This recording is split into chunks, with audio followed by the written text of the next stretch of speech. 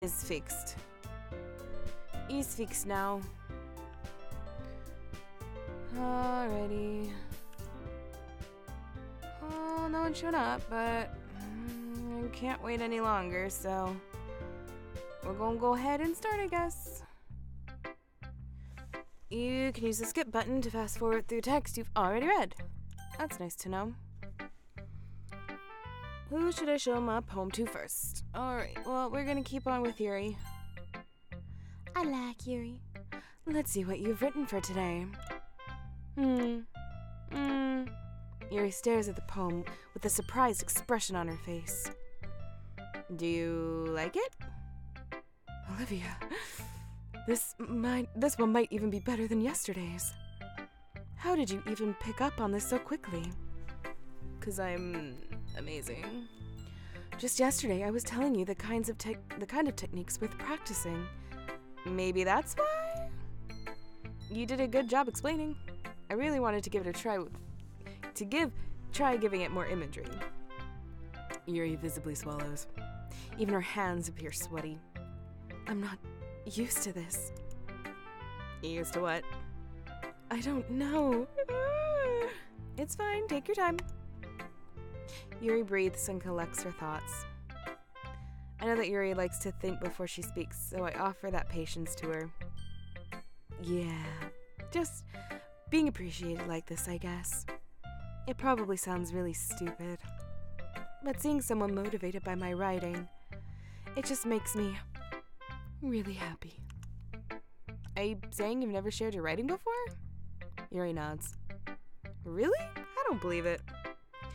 I really only write for myself. And besides, people would just laugh at me. Do you really think that? Again, Yuri nods. Huh. Even your close friends? Yuri doesn't respond. I feel like I'm seeing so many things happening. I wonder why. Anyway, do you want to share the poem you wrote today? Yeah, I do. If it's with you. The Raccoon. It happened in the dead of night while I was slicing bread for a guilty snack. My attention was caught by the scuttering of a raccoon outside my window. That was, I believe, the first time I noticed my strange tendencies as an unordinary human. I gave the raccoon a piece of bread, my subconscious well aware of the consequences, well aware that a raccoon that is fed will always come back for more. The enticing beauty of my cutting knife was the symptom. The bread, my hungry curiosity, the raccoon, an urge. The moon increments its phase and increments its phase and reflects that much more light off my cutting knife. The very same light that glistens in the eyes of my raccoon friend. She's totally gonna kill the raccoon. I slice the bread, fresh and soft. The raccoon becomes excited, or perhaps I'm merely projecting my emotions onto the newly satisfied animal. The raccoon has taken to following me. You could say that we've gotten quite used to each other. The raccoon becomes hungry more and more frequently, so my bread is always handy. Every time I brandish my cutting knife, the raccoon shows me its excitement. A rush of blood, classic Pavlovian conditioning. I slice the bread and I feed myself again. Hello, Raven. Hello, hello. That one is a weird poem. I was a little more daring with this one than yesterday's. I can see that, because it's weirder. It's a lot more metaphorical. I don't know if it's my fault, but I can't begin to imagine what this poem's about. That's right. It's a bit closer to my preferred writing style, using the poem as a canvas to express vivid imagery and conveying emotions through them. Yeah, if I take it at face value, then I can't even figure out what it's supposed to mean. Well, I think it's something that different people can relate to in their own way. I wanted to express the way it feels for me to indulge in my more unusual hobbies. I wonder what her unusual hobbies are. It's those sort of things that I'm usually forced to keep to myself. So sometimes I enjoy writing about them. Why do you keep them to yourself? Because they're embarrassing. And people would make fun of me. How's people for you? Don't you have anything like that, Olivia? Well, yeah, I guess I do. I feel like everyone has a little something like that. The best we can do is respect each other and our individualities. Even if it's difficult sometimes, and some things make us uncomfortable. After all, if I hadn't learned to embrace my own weirdness, I would probably hate myself. I might be ranting a little bit now. But I'm glad that you're a good listener. You're good at a lot of things. Writing. Listening. There really aren't many people like you, Olivia. I beg to differ, but okay. That's exaggerating a little bit. It's just how I feel. I never thought I would feel so comfortable sharing my writing. But now, I almost feel like I look forward to it. It's just a really nice feeling. And you're to thank for that. It's nothing, really. Yuri smiles sincerely at me. For just a moment, her timidness seems to disappear.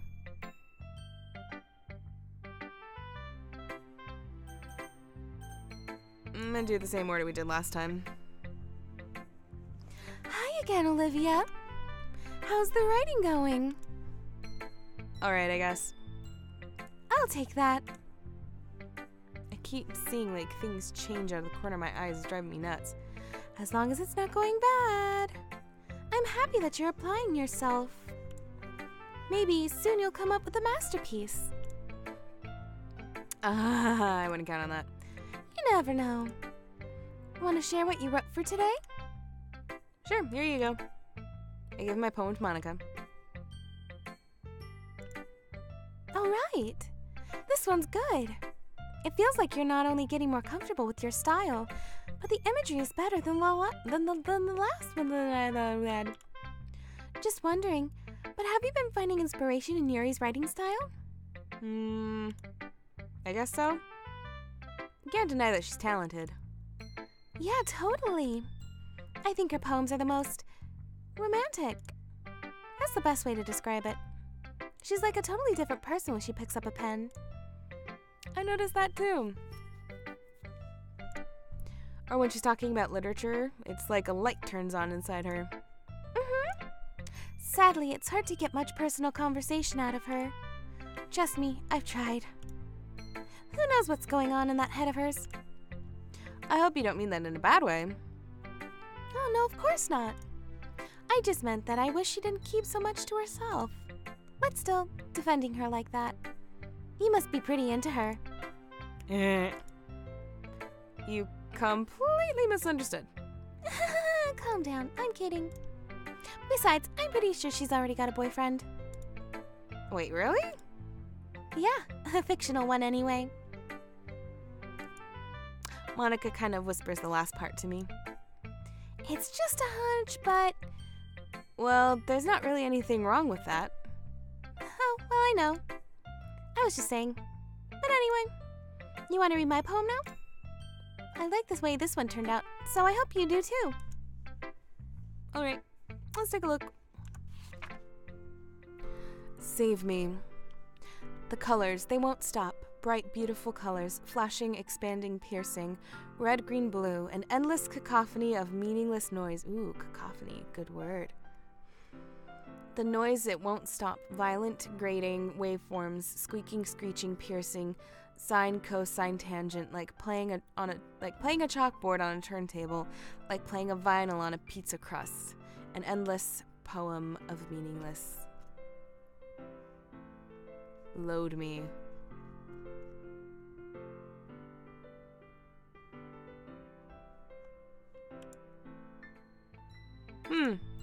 It's even more abstract than your last one, huh? I guess it's just the way I write. I'm sorry if you don't like it. No, I never said that.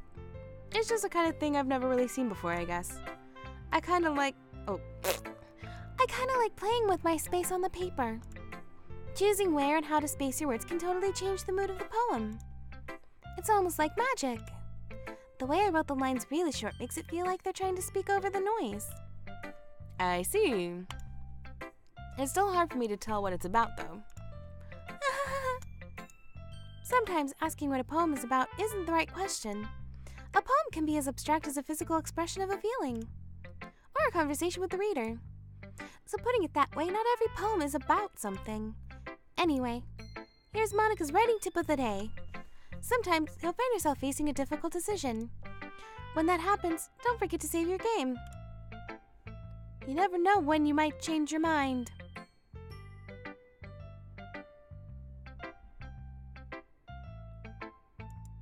Is that a hint?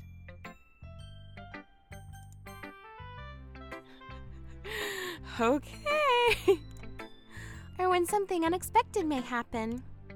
Wait, is this even a tip about writing? What am I even talking about? That's my advice for today. Thanks for listening. Alright, Natsuki. And then Sayori. Well, I can admit that it's better than the last one. It's nice to see that you're putting in some effort. That's good. But I still don't like this at all. It's trying too hard to be serious. What do you mean by that? Poems don't need to be all deep sounding to express something. It's going to just sound like you're forcing it unless you don't really suck at it. Honestly, don't bother trying to write poems like this until you're on Yuri's level. Natsuki stopped short all of a sudden. Don't tell me. You're not just trying to impress Yuri, are you? No. I'm picking the words I want. What are you talking about? And keep your voice down. You know Yuri would love this angsty. Just because she's a talented writer doesn't mean, Tsundere. Looks like I'm in trouble. I somehow struck a nerve, though what I did is beyond me. I am so done with you. Natsuki shoves the poem I handed her back over to me. Take your stupid poem. If you wrote it for someone else, just don't show it to me. Ouch. This is what I get for letting a younger girl step into my business. Unless I was a mind reader, I was destined to be in a world of pain from the start. At least Natsuki wasn't really the girl I was trying to impress in the first place. Alright, Sayori. Last one. Ooh! I like this one, Olivia. It has some nice feelings in it. I'm glad. Does that mean it's better than yesterday's? Let me think. I don't know. I guess I like them both. That's not very helpful, you know. Well, I'm not very good at figuring out if poems are good or bad. But that's why I just go by my heart. If it makes me feel things, then it must be a good poem. I'm not sure that's exactly how it works. Then again, I guess conveying feelings is a pretty important part of the whole thing. Yeah, maybe. Honestly, I don't even know what kind of writing you like in the first place. Yeah! Me neither. Why don't you at least try giving it some thought? You want to write something for me? That's so sweet. Yeah, right. But you're always thinking about other people. You need to think about yourself once in a while. If you don't, you might end up getting hurt at some point. Foreshadowing. Oh. Well, I don't really know what you mean, but I'll try to keep it in mind. Oh, whatever. Anyway, let's see. I guess I like happy poems. Wait, sometimes I like sad poems too. Sometimes a little bit of both. There's a word for that, right? What's the word I'm looking for? Bittersweet. Yeah. I like things that are happy and things that are sad. Happy and sad? Oh, happy and sad? I can't see you liking something sad, Sayori. Well, I like happy the most.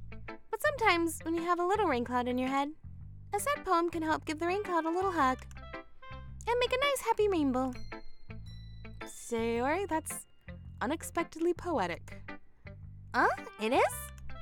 Maybe I'm getting better at expressing my feelings after all. Thanks, Olivia. I should go write that down, then you can read my poem now, okay?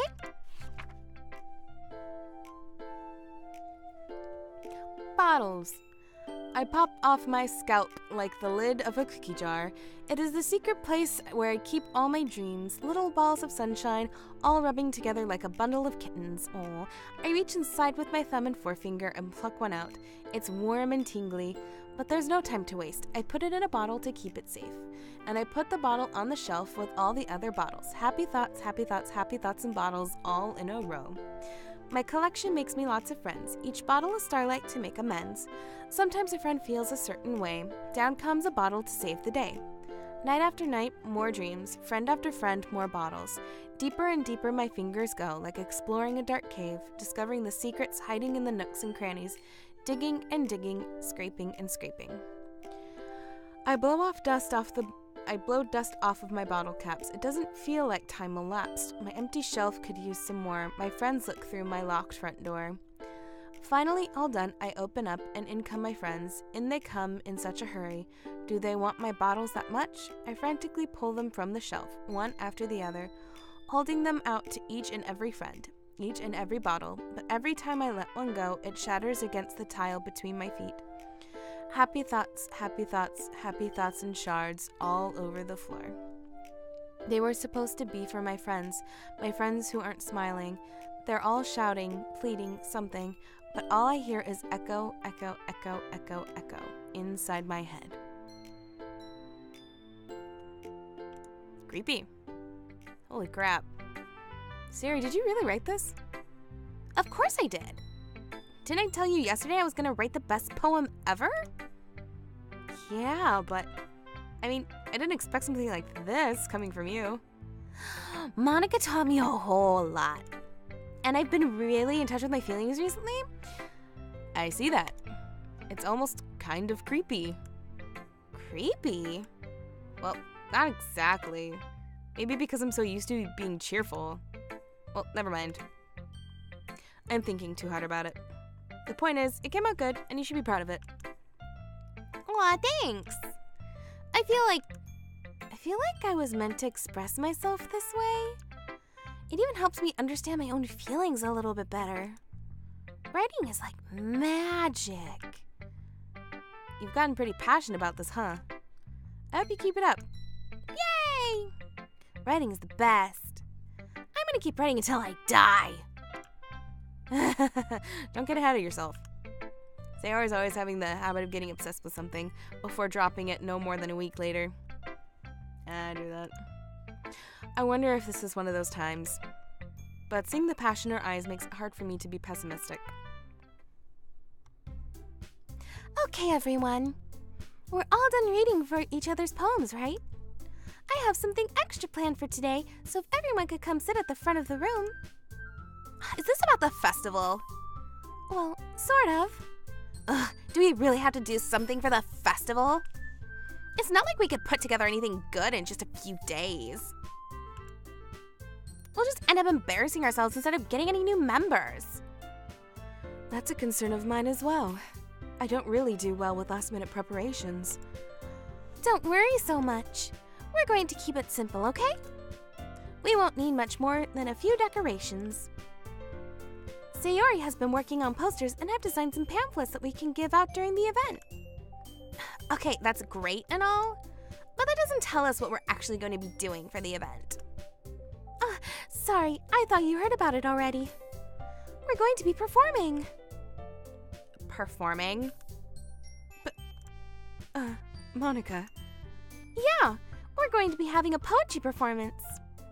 Each of us are going to choose a poem to recite during the event. But the cool part is, we're also going to let anyone else come up and recite poems too. Sayori's putting all the posters in case anyone wants to be prepared ahead of time. I can't read today. Sayori, who's been coloring a poster, holds it up for us to see. Are you kidding me, Monica?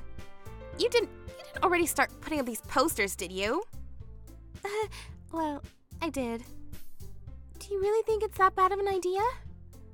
Well, no. It's not a bad idea. But I didn't sign up for this, you know? There is no way I'm going to be performing in front of a group of people like that.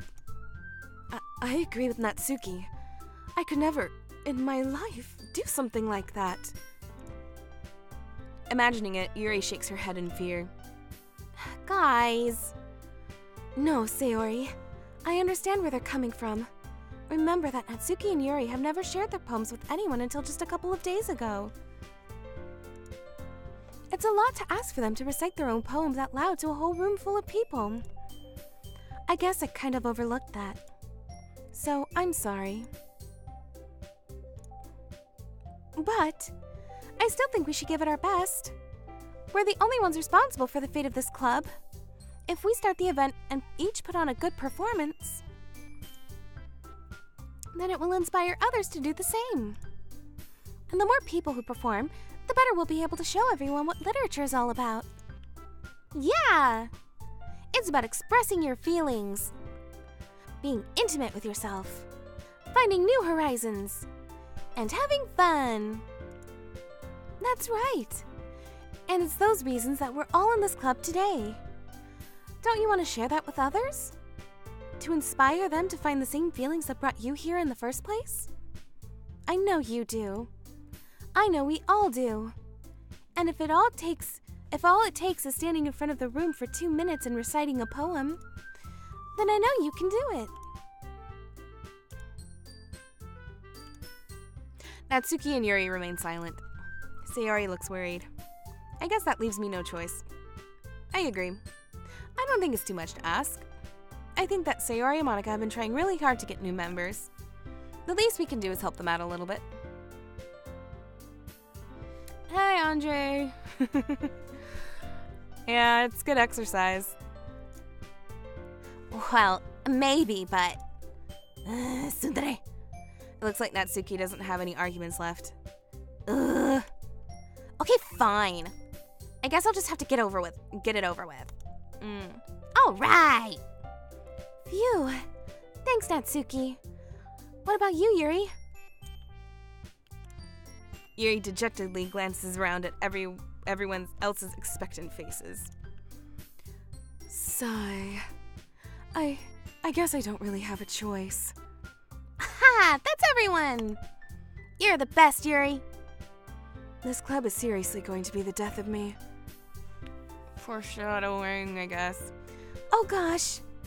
You'll be fine, Yuri. But anyway, let's move on to the main event. I want each of you to choose a poem of yours. We're going to practice reciting them in front of each other. No way! Monica, this is too sudden. Well, if you can't recite your poem in front of the club, how do you expect to do it in front of strangers? Oh no. Don't worry. I'll start off to help everyone feel a little more comfortable. Can I go next? Of course. It's probably not that good, but I also can't actually hear it for myself because I'm just speaking. It's actually not as hard to do all, 4 of these voices simultaneously as I thought it was going to be. It's beyond words. Aw, thank you. Thank you, Andre. Now let's see. Monica flips through her notebook to a specific poem she has in mind for herself. She then stands behind the podium.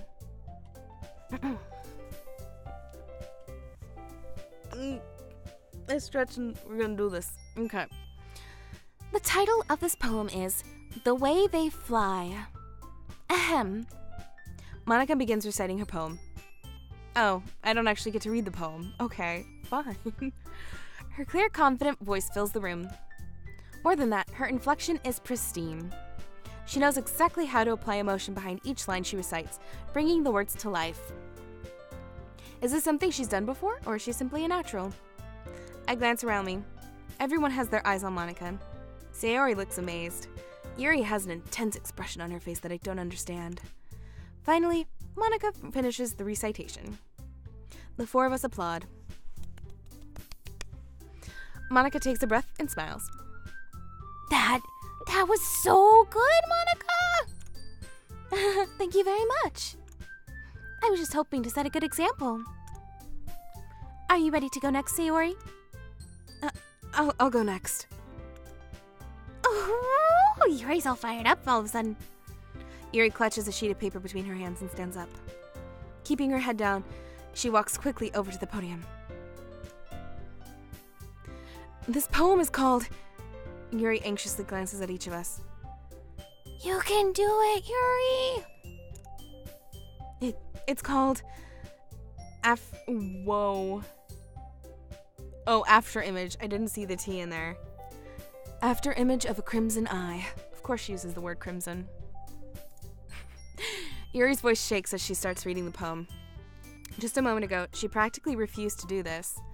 Why is she suddenly putting in so much effort? As Yuri gets past the first couple of lines, her voice changes. It's almost like what happens when Yuri gets absorbed into her books. Her quivering words transform into the sharp syllables of a fierce and confident woman. The poem is full of twists and turns in its structure that she enunciates with perfect timing. This must be a rare glimpse into the whirling fire Yuri keeps concealed inside her head. Suddenly, she's finished.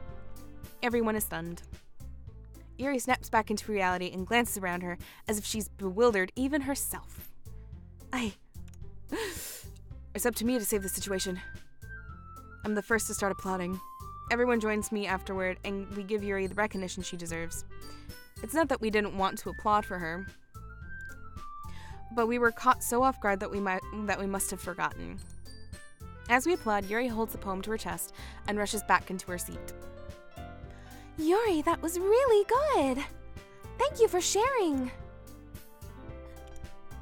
Looks like Yuri is down for the count. Okay, I guess I'm next then. Sayori hops out of her chair and cheerfully walks to the podium. This one's called My Meadow. Sorry I giggled. Sayori. It's a lot harder than I thought. How do you guys do it so easily? Try not to think of it like you're reciting to other people. Imagine you're reciting it to yourself, like in front of a mirror or in your own head. It's your poem, so it'll come out the best that way. I can read words. I see. Okay then. Sayori begins her poem. Somehow, it feels like her soft voice was made as a perfect match. The poem isn't aimlessly cheery like Sayori is. It's serene and bittersweet. If I were to read this on paper, I probably wouldn't think much of it. But hearing it come from Sayori's voice almost gives it a whole new meaning. Maybe this is what Sayori meant when she said she likes my poems. It's like I get to reach more deeply into someone I thought I knew through and through. Sayori finishes and we applaud. I did it! Good job, Sayori. Even Olivia liked it. I guess that's a good sign. What does that even mean? It came out nicely, Sayori. The atmosphere of the poem fits you really nicely. But it might be the other poems won't work quite as well with that kind of delivery. I don't really understand. In other words, I've seen poems of yours that were sort of a gentle delivery wouldn't work as well. They might need a little more force behind them, depending on what you're reading. Oh, I know what you mean. Well, I've been practicing that kind of thing. It's just embarrassing to do it in front of everyone. Phone went off. The next time, I'm going to make you pick a poem that challenges you a little more. We don't have much time before the festival, you know. Okay! Now, who's next? Natsuki? Don't make me go before Olivia. It's not like I can compare to you guys anyway. Might as well let Olivia lower everyone's standards a little before I have to do it. Natsuki. It's fine. I might as well get it over with. But it's not like I have much of a selection of what to read. I'll just have to go with what I wrote for today. I stand up and step in front of the podium. Everyone has their eyes on me, making me feel terribly awkward. I recite my poem. Since I'm not exactly confident in my own writing, it's hard to put energy into it. Despite that, once I finish, I receive applause anyway. Sorry, I'm not really as good as everyone else. Don't worry about it so much. I think it's less about your abilities and more about your lack of confidence in your writing. That's something that'll improve over time, though. Yeah, maybe. Alright then. That just leaves you, Natsuki. Yeah. I'm going. Natsuki begrudgingly gets out of her seat and makes her way to the podium. The poem is called... It's called... Why are you all looking at me? Because you're... Oh. Because you're presenting? Anyway, the poem is called Jump. Natsuki takes a breath. Once she starts reciting the poem, her sour attitude disappears a little.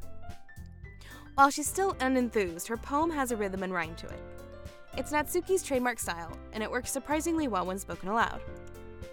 The words feel like they bounce up and down as if giving life to the poem. Natsuki finishes, and everyone applauds. She huffs back to her seat.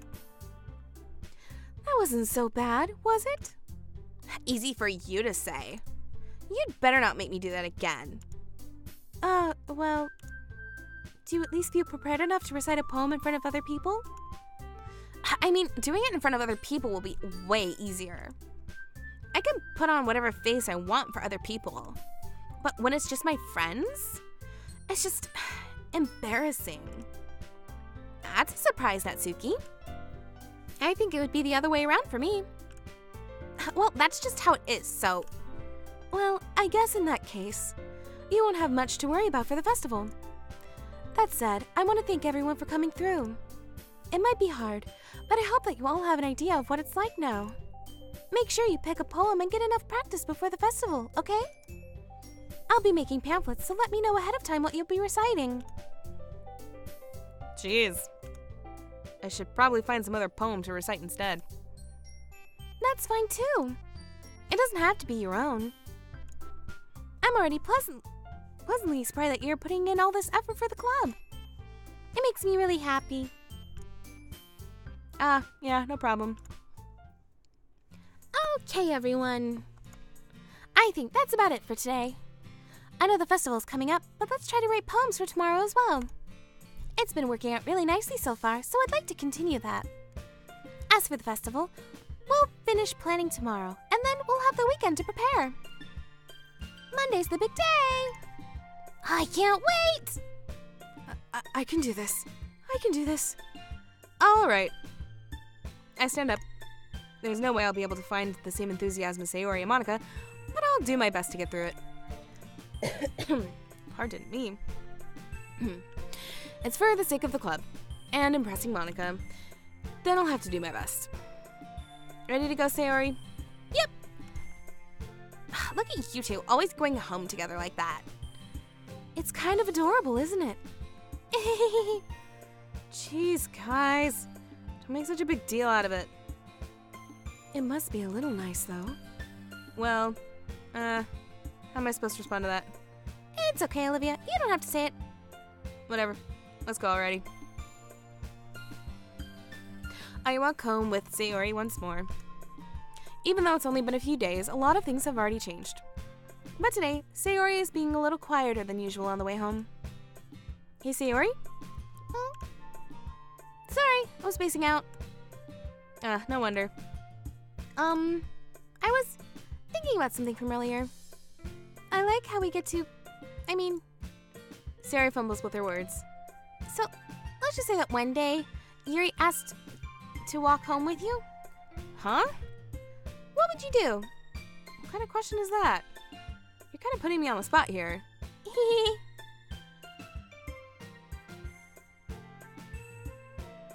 Oh no. Oh no.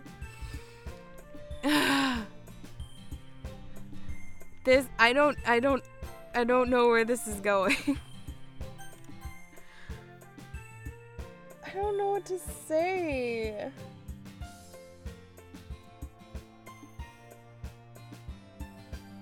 I mean, if it were me personally, I don't know.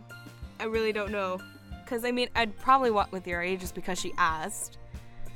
But then, you know, we're friends. We're supposed to be like good friends with her, and we like live next door to each other. So I don't know. I don't know. I think I'm thinking too much about this. I mean, I don't want to hurt my relationship with Yuri, but I don't know. That'd be the nice thing. Sayori, you really think I would ditch you for Yuri? Hey? But she's so beautiful and smart. Jeez, I already see her in the club every day. Besides, you always seem to really like going home together. I wouldn't just ruin that for you. You're so silly, Olivia.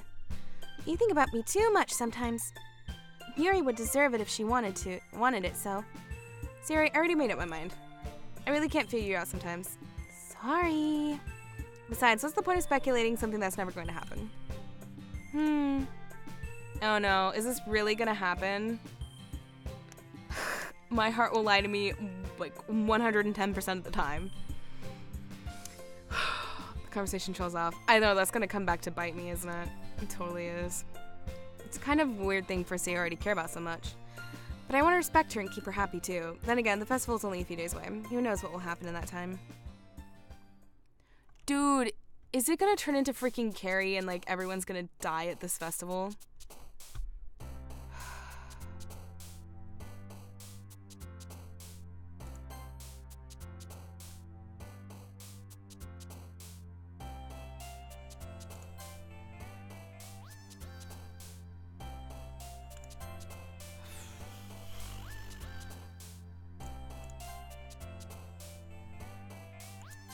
I'm not trying to pick the same words over and over again. I'm trying to pick different words.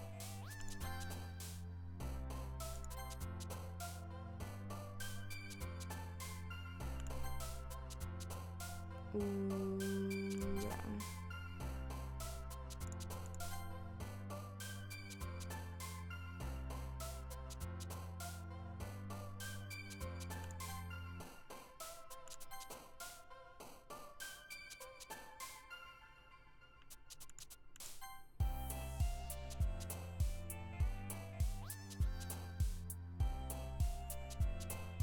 I really, really like this music.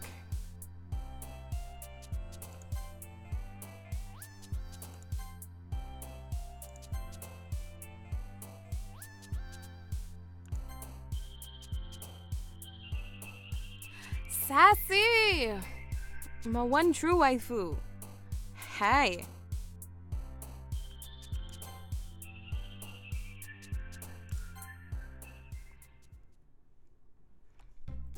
So we got through that second set of poems, and I made a decision. I don't know if you caught it or not. But yeah, I made a decision. Sayori asked me if I would walk her or Yuri home, and I told her I would walk her home. I don't know how I feel about that. Oh man. I'm the last one here again. Don't worry, I just walked in too. Were you practicing the piano again?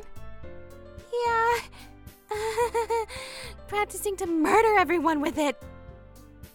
Did I do bad? I don't know if I did bad. I don't know what that means either. I don't know.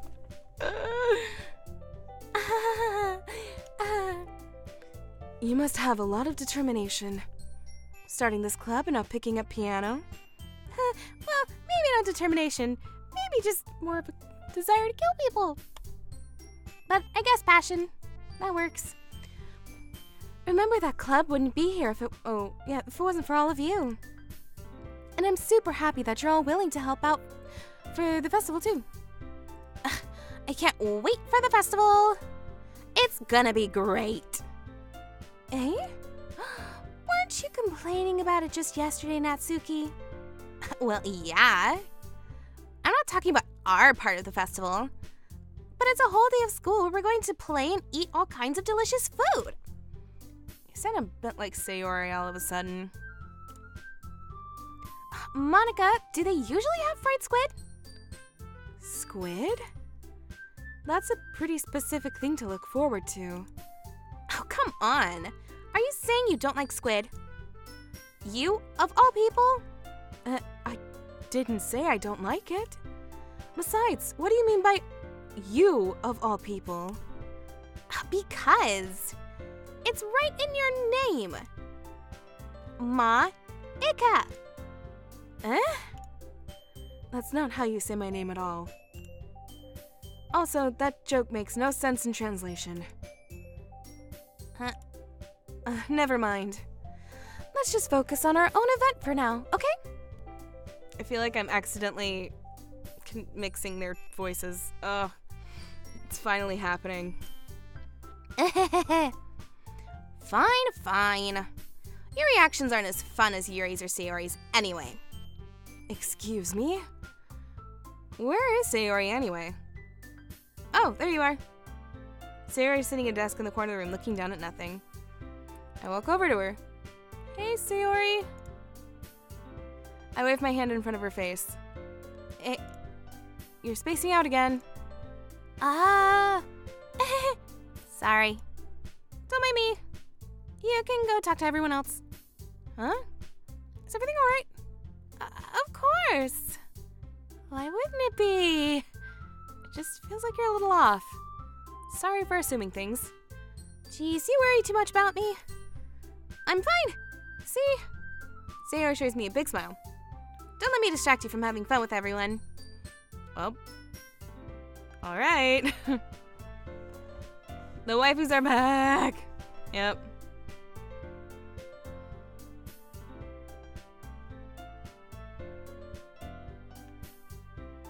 Sorry, I just really like this music. If you say so. I worriedly glance at Sayori before turning back toward everyone else. But the conversation has already dispersed, with everyone back at their usual activities. Maybe I should ask Monica if she's noticed anything about Sayori recently. Since they've been preparing for the festival, they must be spending a lot of time together. I timidly approach Monica, who is shuffling through some papers at her desk. Olivia, what's up? Hey, this might sound a little strange, but have you noticed anything up with Sayori recently? Anything up with her? In what way do you mean? Maybe I'm reading into it a little too much, but she seems to be a bit downcast today. Oh, you think so? I can't say I've noticed anything about her. Monica peers across the room at Sayori, who's idly dragging a rubber racer up and down her desk. Things are about to get spicy? Ooh, I'm excited. Maybe there's something on her mind. But I'm surprised I'm not the one asking you, Olivia. You certainly know her a lot better than I do. Yeah, but she's never really like this. She's always talked to me about things that bothered her. But this time when I asked her, she was really dismissive. Sorry, I know it's not your problem. I just wanted to ask if you knew anything, so I'll drop it now. No. It's important to me too. I mean, I'm also friends with her, and I also care about the well-being of my club members, so, you know. Maybe I'll try talking to her myself. You sure about that? She seemed like she wanted to be left alone. Are you sure? Maybe she just has a hard time bringing it up with the person of interest. Person of interest? What do you mean by that? I'm saying that maybe the thing on her mind is you, Olivia. Me? How on earth would you come to that conclusion? Well, I probably shouldn't say too much, but Sayori talks about you more than anything else, you know? Huh? She's been much happier ever since you joined the club. It's like an extra light was turned on inside of her. That sounds uncomfortable. What? No way. Sayori is always like that. She's always been full of sunshine.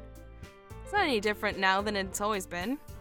You're so funny, Olivia. Have you thought that maybe you're always seeing her as so cheerful? Because that's how she is when she's around you? I said too much. I'm sorry. What do I know anyway? I didn't mean to jump to conclusions, so you should just forget what I said about the thing. I'll try to talk to her, so try not to think about it for now. Alright. Monica smiles meaningfully. I know she said to forget about it, but I already know that I won't be able to get her words out of my head. Monica stands up from her desk and walks across the room to where Sayori is sitting. I don't know whether I like the background music is driving me crazy. Right? It's just like slowly digging into your head. I watch her kneel down next to Sayori and gently talk to her, but she's keeping her voice so quiet that I can't hear her from here. I sigh and sit myself down. I know Sayori told me not to worry about her, and to have fun with everyone else, but that's impossible to do when she's behaving like this. Exactly how much do I care about her that I'm letting this weigh me down so much? Now it feels like I'm the one behaving out of the ordinary. But there's nothing I can do besides wait for Monica. Why does it feel like I'm being watched? I glance around the room. Suddenly, I notice Yuri peering at me from over her book. But she looks away just as quickly with a flustered look on her face. I realize that she won't get anywhere like this. I never really seen Yuri approach anyone or start a conversation on her own accord, so I have no choice but to approach her myself. By now, it's a little easier for me to do that. I stand up from my desk and sit down in the one next to her own.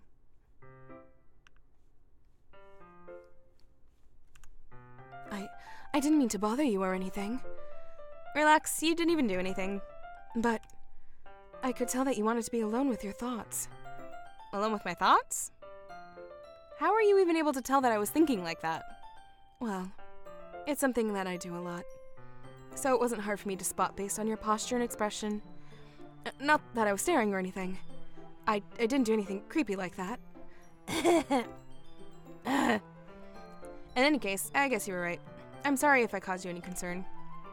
Don't apologize. Your troubles are the only concern of those who are willing to share in that concern. Of course, there are certainly those who find the most comfort in keeping to themselves. But if you would prefer to share what's on your mind, then I would be glad to listen. It's really not that big of a deal. I was just feeling a bit uneasy about Sayori.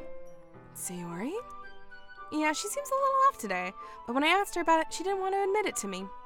So I can't help but wonder if something happened to her. Oh, that's quite romantic. Eh? Sorry, I didn't mean to say something stupid. It's not that, I just don't want you to misunderstand. Sayori and I have just been friends for a long time, that's all. I see. Then perhaps it is unusual for her to be dismissive to you about her feelings. Or maybe I'm just reading into it a little too much. Oh. Or I think I just read the other line as her. I can't read anymore. Olivia, the world is full of meaning, often hidden deep beneath plain sight. And there are many untold mysteries behind every person, no matter how well you may know them.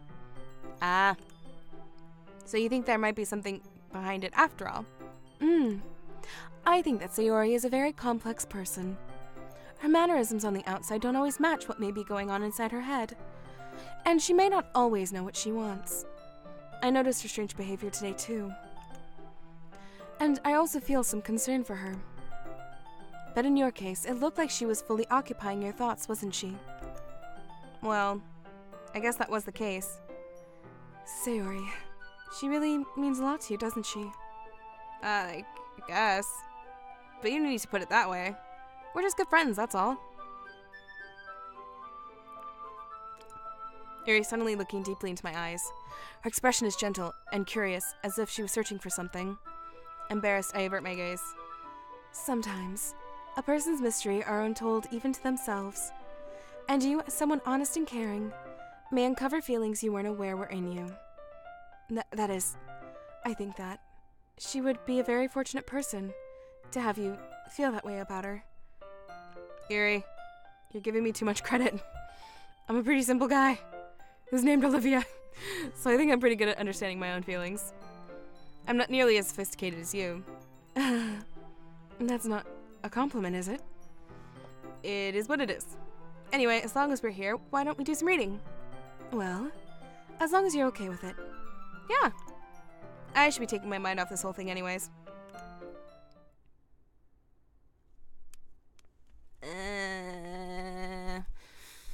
I should take a break in a second and go grab some water. Okay, everyone. After some time passes, Monica calls out to the clubroom. Why don't we share our poems now? Before I know it, everything is back to normal. Everyone goes to retrieve their poems, and I do the same. I make eye contact with Monica, and she smiles at me. I wonder what she was talking about with Sayori. We may never know. Alright, Same order as usual. I'm gonna go Yuri, Monica, Natsuki, Sayori. Sayori last. Olivia, your writing has only improved in these last few days. Well, thank you. Every poem you've shown me has been nothing short of spectacular. I can really feel the emotions. I'm a little envious, even. I don't think it ever came to me this naturally. Yuri, that's the wrong way to put it. This never did come naturally to me. But I've been able to improve so much thanks to you. You're really the example I was chasing after. Ugh, itchy side. Is that so? Yuri gently smiles to herself. This feeling. I'm so glad I got the chance to share my writing. I never thought it would feel like this. I remember you mentioning that yesterday. I can't believe that you're so good at something and you've never even shared it with anyone. It's kind of a shame. Maybe, but it's not like I really had a choice. What do you mean? Well, Yuri smiles sadly. Musical cue change. Olivia, during lunchtime, I eat by myself. Did you know that? I could probably guess that. It's great to find a quiet spot to do some reading. In fact, I always have some books with me. You could say I really enjoy reading. Well, that's one way to put it anyway. But books are so full of amazing and inspiring people. People you want to fall in love with. Or people you just don't know would make a really good friend. You just know would make a really good friend. Yeah. Cheerful people who always put a smile on your face. Or deep thinkers and problem solvers who discover the mysteries of life. So when you look at it that way, I'm surrounded by friends every day. You know? And those friends don't laugh at me. They don't tease me for spacing out all the time. They don't make fun of my body type. And they don't hate me for acting like a know-it-all. People say that about you? I'm not a know-it-all, Olivia. It's the opposite. I don't know anything. I don't know how to talk to people. I don't know how to make people see me as normal. I don't even know how to make myself happy. I have all these feelings, and all I can do with them is read and write. But it wasn't until now that I started sharing it with you that I really understood what was missing all this time. No, they've shown a couple. We've seen about 8 poems so far. And that's it. Right? 8 poems? Yeah, 8 poems. But I haven't really done anything. No, that's wrong. Just being patient and respectful. That's really important to me.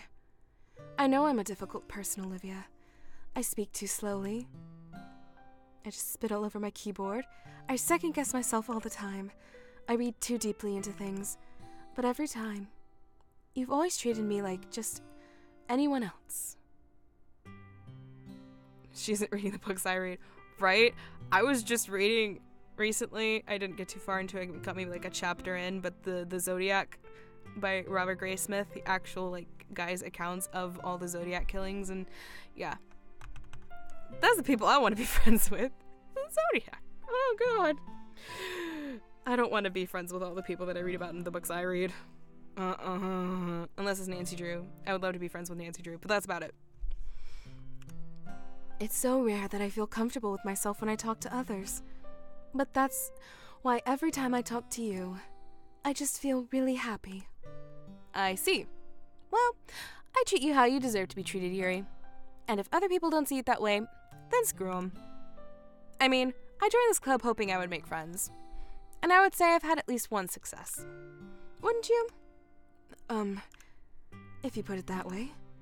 Yeah. We really are friends now. Aren't we?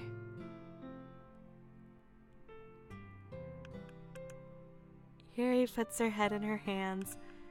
But this time, she's smiling as she does it. Do you want to show me your poem? Yeah, I do. Let me get it for you. I smell love affair. That's what I'm trying to do. Because I guess it's technically qualified as a dating simulator, or it is a dating simulator, so you have to influence your path in the direction of one of the girls, or maybe multiple girls. I don't even know. I have no idea. So I'm trying to get it to skew towards Yuri. Ghost Under the Light Part 2. The tendrils of my hair illuminate beneath the amber glow, bathing. In the distance, a blue-green light flickers. A lone figure crosses its path, a silhouette obstructing the eerie glow. My heart pounds. The silhouette grows. Closer. Closer. I open my umbrella, casting a shadow to shield me from visibility. But I am too late. He steps into the streetlight. I gasp and drop my umbrella. The light flickers. My heart pounds. He raises his arm.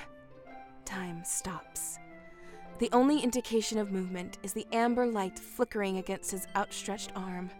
The flickering light is in rhythm with the pounding of my heart, teasing me for succumbing to this forbidden emotion.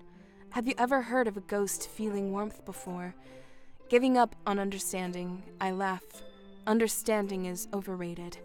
I touch his hand. The flickering stops. Ghosts are blue-green. My heart is amber. Yeah, you always need more women. It's just how life works. Finishing the poem, I start to hand it back to Yuri. But instead of taking it from me, she looks away. Do you dislike it? No, of course not. I don't really know how I should respond. Despite Yuri's poems usually being cryptic, it wasn't hard to figure out what this one was about. I don't know if I'll be able to explain this one. That's fine. I understand this one. You understand my poems? You're not supposed to understand my poems. Yuri is having an even harder time speaking than usual. Does this one mean a lot to you? Yuri nods. I'm not really good with words, but I'm happy that you shared it with me. So thank you. And I hope we keep spending time together. Despite my inability to make eye contact, I see a faint smile emerge on Yuri's lips. I once again try to hand the poem back to her. But instead, Yuri gently takes my hands and pushes them back towards me. I hesitate in response to her warm touch. You can, the poem is... Once again, Yuri fails to form a complete sentence. You mean I can keep it? Yuri nods. I'd love to. Again, Yuri faintly smiles, as if she doesn't want me to notice. You always make me feel nice. I know I'm not good with people, but I hope that I can return the favor sometimes. Yeah. I love malicious actions like that, like an innuendo. I don't really know how to say this. It's okay. Don't worry. I think you do a good job. Yuri finally turns back towards me. Yeah. Oh. Ooh! Wrong voice. I saw Monica and my head went to Monica. I guess we should move on before Monica says something. But I'm sure we can talk again later. Yeah, I'm sure we will. She's gonna ask me to walk her home. She's gonna ask me to walk her home.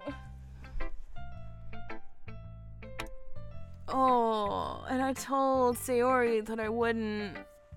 I should have just... Ugh. Because then I'm gonna lie to her. Alright, time for Monica. Hi, Olivia. Have you thought about what you want to submit to perform at the festival? Well, being in this club is one thing, but performing in front of a bunch of people, I'll have to give it some more thought. Okay, no pressure. But whatever you do, I am sure it'll turn out great. It would also make me happy to see. Anyway, let's take a look at today's poem. Sure. I let Monica take the poem I'm holding in my hands. Your style's gotten so refined, Olivia. Yuri's been teaching you a lot of things, hasn't she? Well, I guess so. Yeah, I've been noticing how much time you're spending with her. I think I've heard her say more words the past couple days than she's talked in the whole year. Not sure how you did it, but that's pretty impressive. Well, she just needs some patience and a way to talk about all the things in her head, I guess. Oh boy, yeah. I'm still getting the hang of it myself. You're certainly putting in a lot of effort. You must really like her. That's... It's awfully suspicious, you know. Spending time with her in the clubroom every day? Reading that edgy novel with her? Well, I feel bad she's having a hard time socializing. Makes me want to make sure she doesn't spend all her time alone. Besides, that novel isn't too bad either, you know. All right. I get you. Just be careful. All right. I know that Yuri isn't used to opening herself up. So if something bad happens while she's vulnerable, then it could be really hard for her. Foreshadowing. Her books aren't a total escape from reality. They're just a bandage. You say that like I'm going to hurt her. Sorry, I didn't really mean that. If anything, she might accidentally hurt herself. Anyway. That doesn't sound good either. I'll share my poem with you now, alright? Alright. The lady who knows everything. Stretch. An old tale tells of a lady who wanders earth. The lady who knows everything. A beautiful lady who has found every answer, all meaning, all purpose, and all that was ever sought. And here I am. A feather. Scrolling down. Lost adrift to the sky, victim of the currents of the wind. Day after day I search with little hope, knowing legends don't exist. But when all else has failed me, when all others have turned away, the legend is all that remains, the last dim star glimmering in the twilit sky. I think it's supposed to be twilight, like twilight, but twillet. Twillet. Just not playing, I need to know what happens. Let's see if we get there. Until one day, the wind ceases to blow. I fall, and I fall, and fall, and fall even more, gentle as a feather, a dry quill, expressionless. But a hand clutches me between the thumb and forefinger, the hand of a beautiful lady. I look at her eyes and find no end to her gaze. The lady who knows everything knows that I am thinking. Before I can speak, she responds in a hollow voice. I have found every answer, all of which amount to nothing. There is no meaning, there is no purpose, and we seek only the impossible. I am not your legend. Your legend does not exist. And with a breath, she blows me back afloat, and I pick up a gust of wind. Okay. You know, I feel like learning and looking for answers are the sorts of things that give life meaning. Not to get too philosophical or anything, but it was kind of on my mind, so that's what I wrote about. I see. Never really put much thought into it. In a way, it's almost paradoxical. Because if we had all the answers, wouldn't the world start to lose its meaning? You know, there's one thing I noticed. It seems like everyone in the club prefers to write about things that are more sad than happy. Yeah. It's kind of obvious. Are you surprised? I mean, if everything was okay, and we are a bunch of teenage girls, and, you know, teenage girls, trust me, it's not pretty. We wouldn't really have anything to write about, would we? Humans aren't two-dimensional creatures. I think you know that better than anyone. You mean one-dimensional? Yeah, that. I'll sit here talking about dimensions. Anyway, here's Monica's writing tip of the day. Oh God, what did I do? I mean to do that. There we go. Are you ever too shy to share your writing because you're afraid it's not that good? It can be really disheartening to get a lukewarm response to something you put so much into. But if you find other people who enjoy writing, then sharing becomes a lot easier. Because instead of just telling you that your writing is good, or okay, or bad, they'll want to focus more on everything that went into it and the things you can work on. It's much more... Ooh, wow, I'm losing my voice. It does. That poem rips a band-aid off reality. Oh, I just noticed the chat's not popping up on OBS. I'm gonna have to fix that somehow. I don't know how, but I'm gonna have to. Anyway. It's almost like having your own little literature club, don't you think? That's my advice for today. Thanks for listening. Alright, Natsuki. Yeah, no thanks. You didn't even... Next!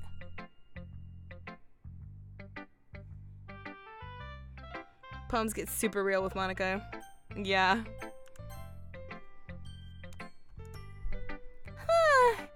It's nice, I guess. Come on, I can tell already you don't like it. Well, you don't need to worry about what I think. After all, you wrote this for someone else, didn't you?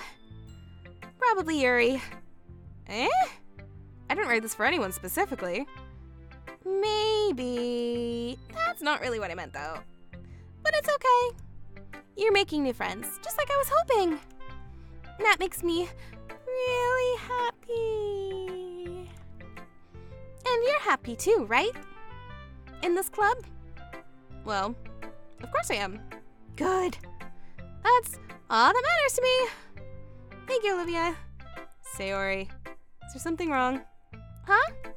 No, nothing. I'm just a little tired today. Alright. Just tell me if you need anything. I will. Don't worry about me, okay? You can go play with everyone else now. If you insist. Yay! I'm gonna go home a little bit early today. Sayori. Tell Monica I wasn't feeling well, okay? I'll see you tomorrow. Before I can say anything else, Sayori cheerfully walks out of the classroom, humming to herself.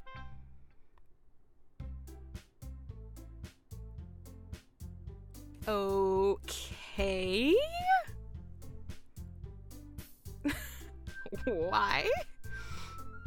Okay, you three. We're all done sharing poems, right? Why don't we start figuring out... Hold on a second. Is it just me, or did you say something strange just now? Something did sound a bit unusual. That's right. You deviated from your usual catchphrase when addressing the club. Catchphrase? I don't really have a catchphrase. Jeez. Why is the mood so weird today?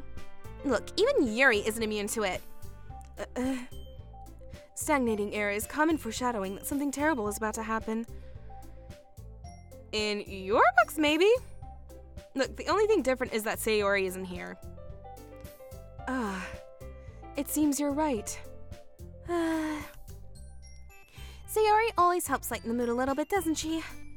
It's almost like everyone's balance is thrown off a little when she's not around. Where the heck did she run off to, anyway? I thought she just went to pee. Natsuki, please show some decency. Oh, come on. She actually wasn't feeling too well and went home early. Is that so? I hope she's alright. Seriously? Of all the times not to go home with her, you pick the time she's not feeling well. So much for you two being all lovey-dovey. It's a trap! No. First of all, stop misunderstanding my relationship with Sayori.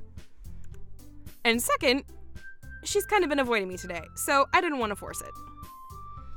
Ooh. That curious expression coming from Yuri of all people. Calm down, guys. I talked to her earlier and everything is fine. What did she say? Anyway, we need to figure out the rest of the festival preparations, so let's decide what everyone will be doing this weekend. I already know what I'm doing. That's right. Natsuki will be making cupcakes. But we might need a lot of them, and different flavors. Can you handle that all by yourself, Natsuki? Challenge accepted. Sindre. And as for myself, I'm going to be printing and assembling all the poetry pamphlets. Sayori will be helping me design them. And as for Yuri, you can,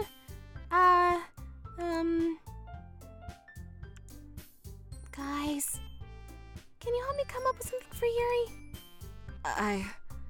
I'm useless. No, that's not it at all.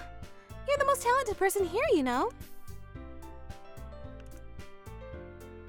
Now Natsuki's patting too. Jeez, even I can tell now. I guess I never gave Sayori enough credit, but I can tell things are even harder on you when she's not around. That may be the case. But if I can't also be the leader on my own, then I won't grow as a person. So Yuri, you have beautiful handwriting, you know? So you should make some banners and decorations to help set the atmosphere. Atmosphere? About that, I love atmosphere. Yuri's expression suddenly changes as she stares at her desk in focus and starts nodding to herself. Your mind is already racing, I see. That's great! You'll be wonderful help, Yuri. But anyway, that just leaves you, Olivia. The one who is true. Oh, that's me. Monica is calling me useless. The one who is truly useless. Don't say that. You're only partially useless. In fact, both Natsuki and Yuri have some pretty it would help probably go a long way if you give one of them a hand. You could always help me out as well. I would be really appreciative of that. Is Monica suggesting I spend the weekend with one of my club members? How on earth are they going to respond to a suggestion like that? I suppose I wouldn't mind a bit of help. Oh, well, even if you don't know how to bake, there's always some dirty work I can give you.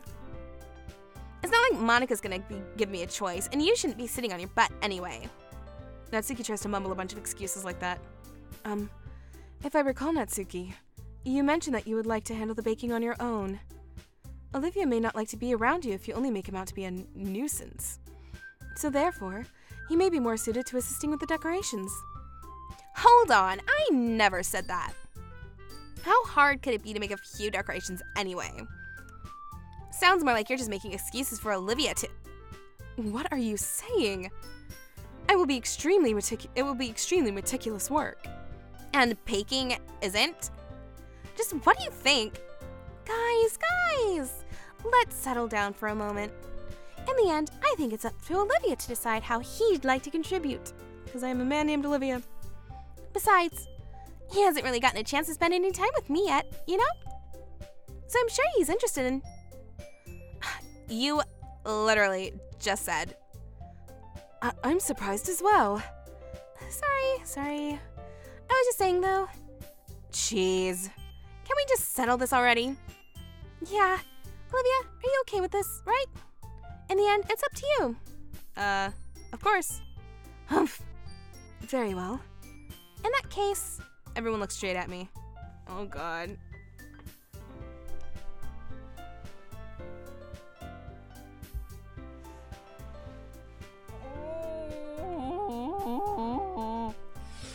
Oh, okay.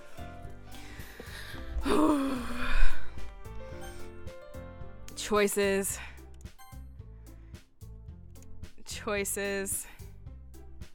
So many choices. Oh my God. Oh God. There's too many. Oh, okay. Speaking, trying to put my head in the mindset of an objective third party. Sayori's already helping Monica. Natsuki's baking cupcakes, which, to be honest, the process of baking allows you enough time to be able to do multiple things at once, because you mix the stuff, you put it in the oven, you let that bake, you start working on the other stuff, take the stuff out of the oven, it sits and cools, you don't have to worry about it, you put the other stuff in the oven. So really, baking is not that bad.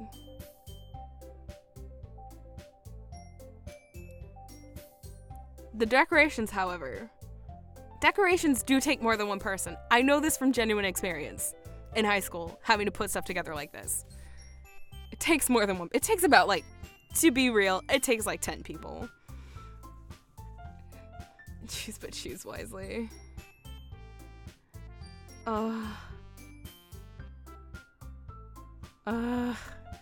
Being a baker, I can say that baking is a solo job. It really is. It's the cleanup that's really the crux of it. But who wants to wash dishes, especially when you got... Oh my god, I'm such a tsundere. So... Okay, I'm making this decision solely based on the actual jobs and not the people, but I would go with the decorations. Okay? Decorations. Not because it's Yuri, because putting up decorations really takes more than one person. Especially if you're creating the decorations and putting them up. Cleanup is minion work. I don't do that. That's terrible, Raven. That's terrible. Gah. Alright. Well, I'll probably be the most useful helping out Yuri. Me? Are you serious? Why would you... Natsuki? I can already tell that you're about to say something mean. No. I was just saying... Ugh. So, you'll be helping Yuri then, Olivia? Yeah, that's what I'm gonna do. I'm glad. I have a bad habit of overthinking these sorts of things. Okay, if she's gonna be like that with getting the decorations done, then she definitely needs a second pair of hands because, oh my gosh, trying to do decorations when somebody has no idea what they're doing. Yeah, you need another person. It really, seriously. I have been in high school stuff like this where you have to put on events. I was part of student council 3 out of my 4 high school years. It sucks. It really sucks. But Monica already has Sayori helping her. Baking really doesn't need 2 people, and decorations is just a biatch to get done. Also, hi March. Hi. Anyway, so I think your assistance will be very useful. That's great to hear. Natsuki, will you be able to handle the baking yourself? I mean, yeah. I already said I would be fine. Okay. Everyone can tell that Natsuki is feeling a little sour. I don't care. I don't like Natsuki. So, is that everything we need to go over? Yeah, that should be about it. Are you guys excited? Well, excited may not be the right word, but I suppose I'm looking forward to it a little bit. Do you feel the same way, Olivia? Me? Guess I could say I'm interested in how it'll turn out. That's good enough for me.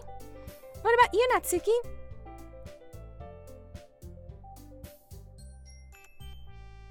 Natsuki. What? Why is everyone yelling at me? I didn't even do anything. No, that's not what I meant at all. Yuri anxiously glances between everyone in the room. I'm sorry for this. I don't really know why Olivia picked me. And also, your cupcakes are the best cupcakes I've ever had. They go really well with my tea. And nothing I do for the event will ever compare to that, so... I get it. I'm kind of surprised, though. Why? Well, I'm the one acting immature. I already know that. But you're trying to cheer me up all of a sudden. I know I'm not very good at it. I'm sorry if I said something bad. Natsuki isn't the only one surprised. Monica and I are also taken aback by Yuri's words. When she already has troubles with trying to cheer someone up must be far out of her comfort zone. But I begin to understand. Yuri was trying to sound like Sayori. Even if it didn't work perfectly, I can tell that she tried to say something Sayori would say at a time like this. Because Sayori always helps everyone smile and feel good about themselves.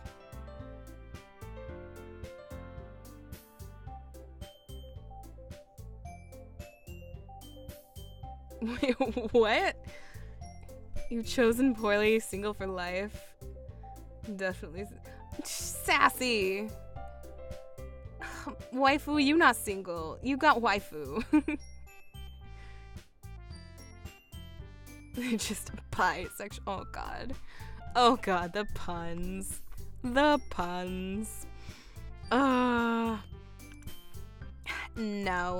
I kind of appreciated it. I'm sorry for making a big deal out of nothing. But I am going to say this. You better bet that my cupcakes are going to be the best part of the whole event. I believe you. Yeah, I hope to see everyone do their best. But with that, there's nothing more for today. So I guess it's time for us to head out. All right, let's get out of here then. Everyone packs up their things. Oh no.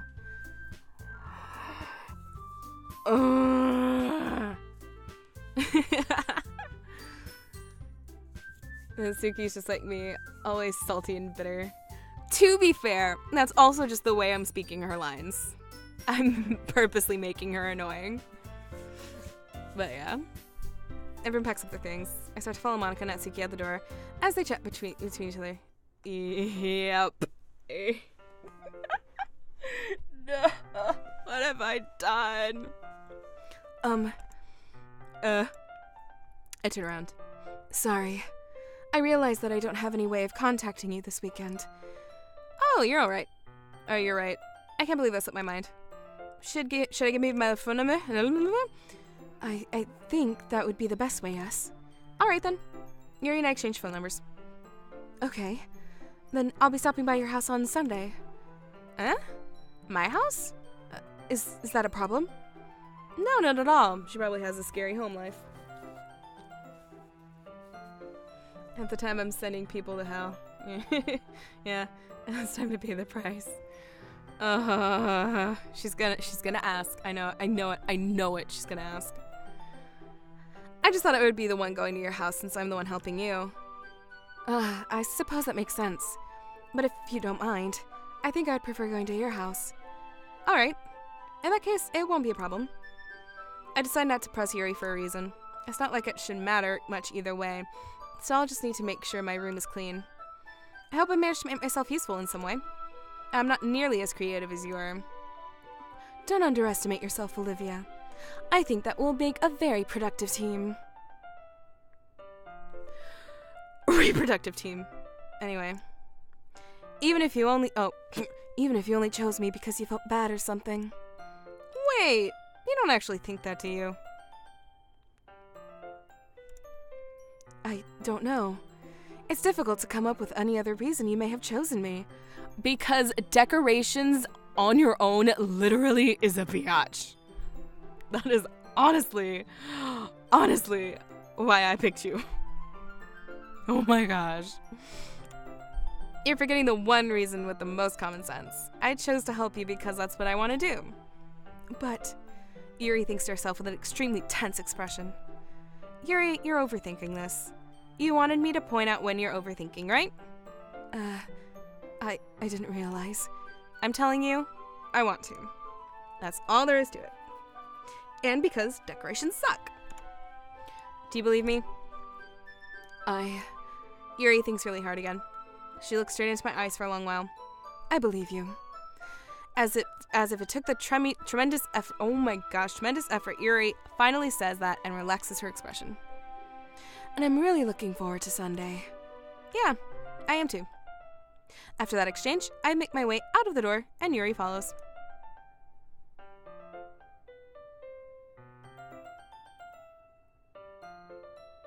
She didn't ask me. She didn't ask me. I am a little offended here. I can't believe this. Yuri's going to be coming to my house on Sunday. My anxiety shoots through the roof, even though I've gotten pretty used to handling her at this point. There's no telling what might end up happening when we're outside of school. Oh. More than that, she told me that she was looking forward to it. Is this the chance I have to make something happen between us? Or is it too early for that? Dude, it's been like less than a week. You might want to calm down a bit. Only time will tell. But until then, I won't be able to take my mind off it. I seriously can't wait. Wow, we're skipping to Sunday already. Okay. I am actually going to take a quick little break because I just want to grab some water because my throat is starting to really hurt. So I'll be right back. I'll leave the music on. It won't be more than like 5 minutes because I just want to grab some water. That's it really. So get up, do a quick stretch. We'll be right back. Yeah.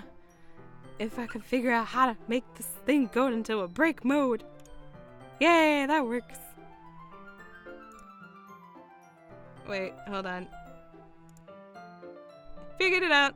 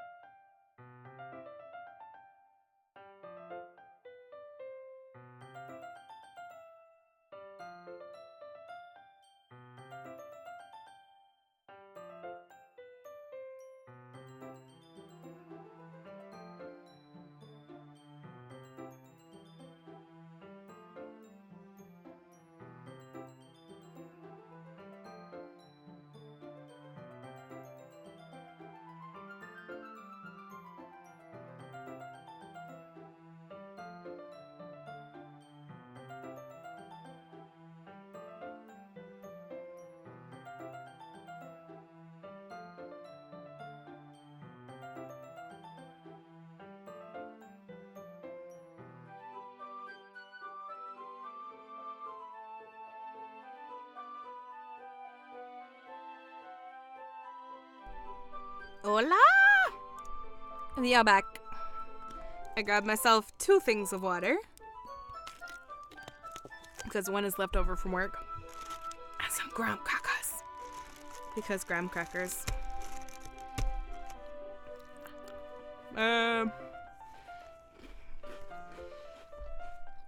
Anywho, continuing. It's already Sunday. I've been getting increasingly anxious about Yuri's upcoming visit.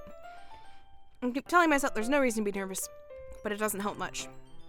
Yuri is clearly an introvert, and also an intimate person in general. There's no doubt that she'll open up a little bit when it's just the two of us. Meanwhile, we've been texting occasionally. Also, yes, the music is bizarrely Japanese. I like it. So peppy. She's extremely apprehensive at first, but it wasn't long before I was already learning more about her. But, putting Yuri aside, I haven't heard a thing from Sayori since she left the club early that day. It's not like we text each other at all the time or anything, but I've been worried about her in the back of my mind. Between what Sayori said and what Monica said, is it really okay for me to put Sayori's feelings aside when she might need me? Ooh. No. I decided to visit Sayori, but...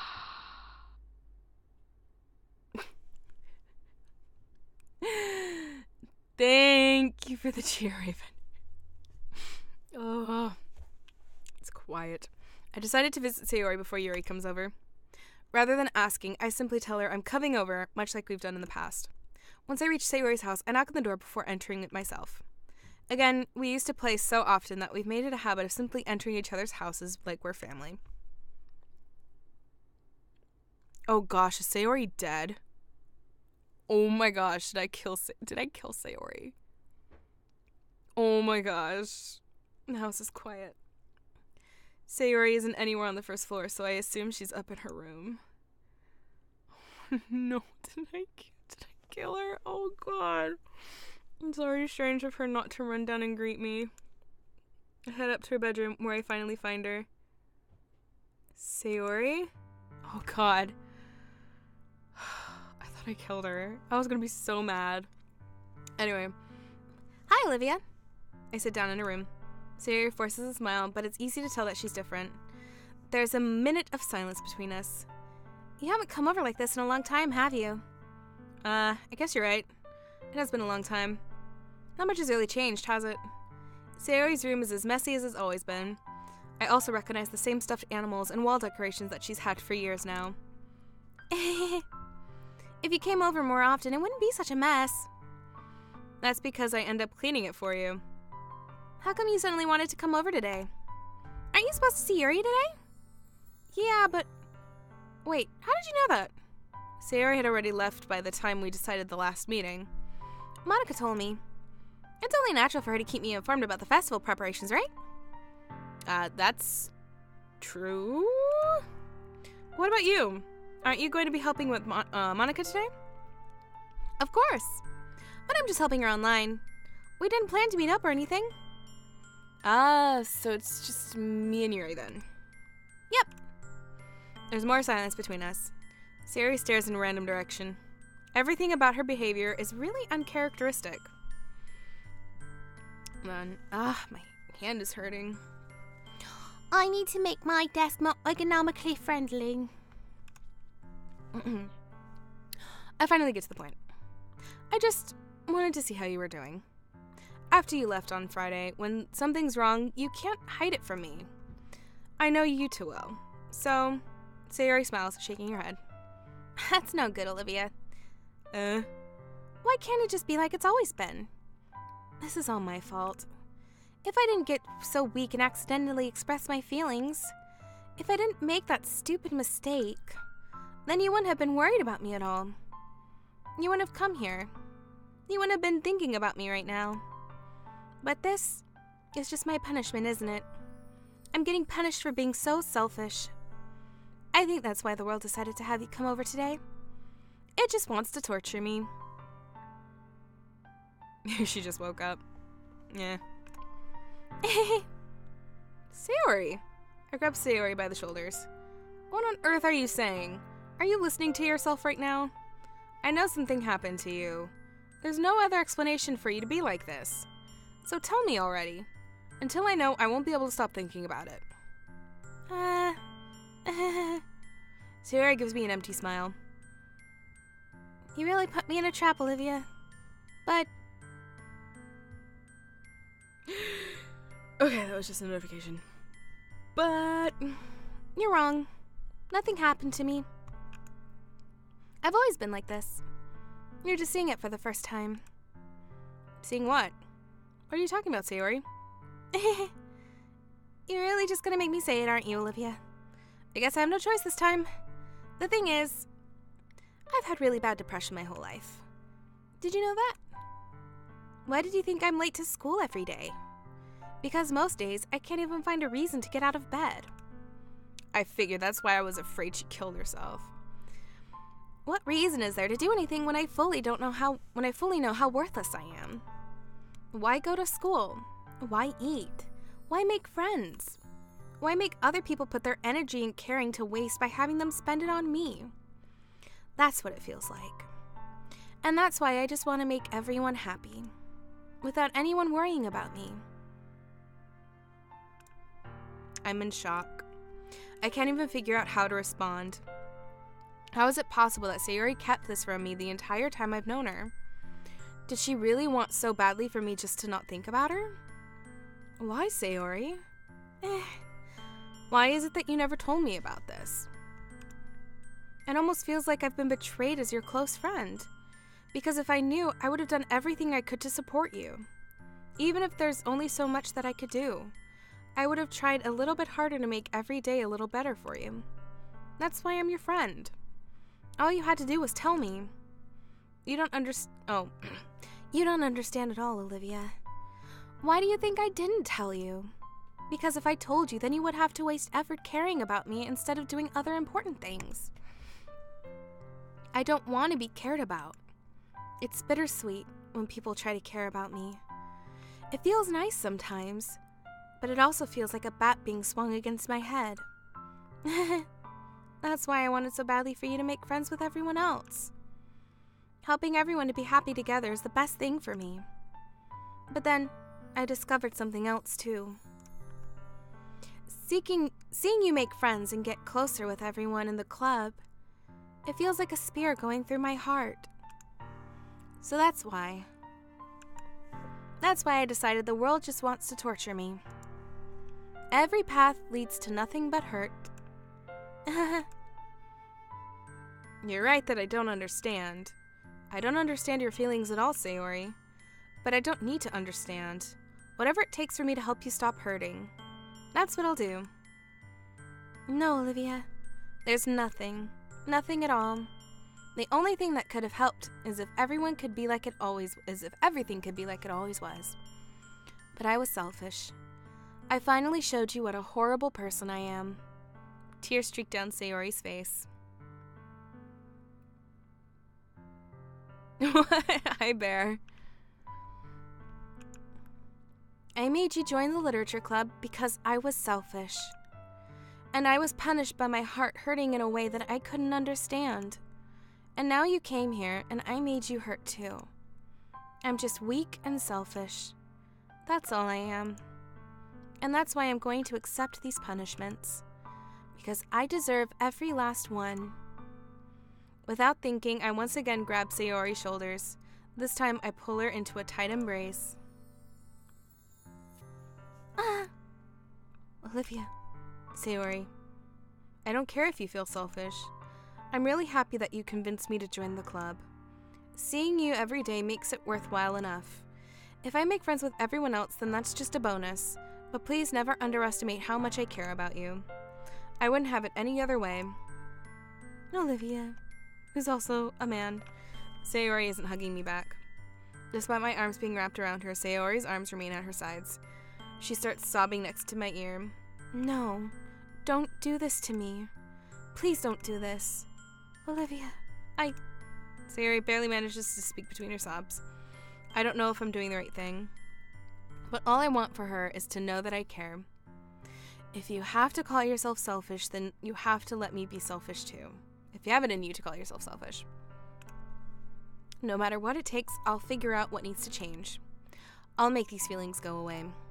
And if there's anything else that you need me to do, then you'd better tell me. I'll get mad if you don't. I don't know. I don't know. Gently, Sayori finally puts her arms down around me in return. I don't know anything. It's all really scary. I don't understand any of my feelings, Olivia. The only time I'm not feeling nothing is when I'm feeling pain. I know. Random bear shows up and she's like, on my iPod. Why could people stand this app? Oh, are you doing the Twitch app? Oh, God, I hate the Twitch app. It sucks. But your hugs are so warm, and that's really scary, too. Sayori lets me go. As she does, I let her go as well. The festival is tomorrow. Yeah, it's going to be fun, right? Yeah. How would you like for me to spend it all with you? It's what I want. I promise. I think that would be nice then. Yeah, Sayori wipes her eyes. If I could spend the whole day here, I would. Of all days, this has to be the one where I have other plans. Maybe I should cancel. No, don't. Please don't. If you did that, then I really wouldn't forgive you. But it's almost time for Yuri to meet me at my house. At the very least, do you want to come along and help out? It would be fun. To my surprise, Sayori shakes her head. I'm sorry. I don't know if that would be very good for me today. You understand, right? It's kind of hard for me to fully understand. Throat.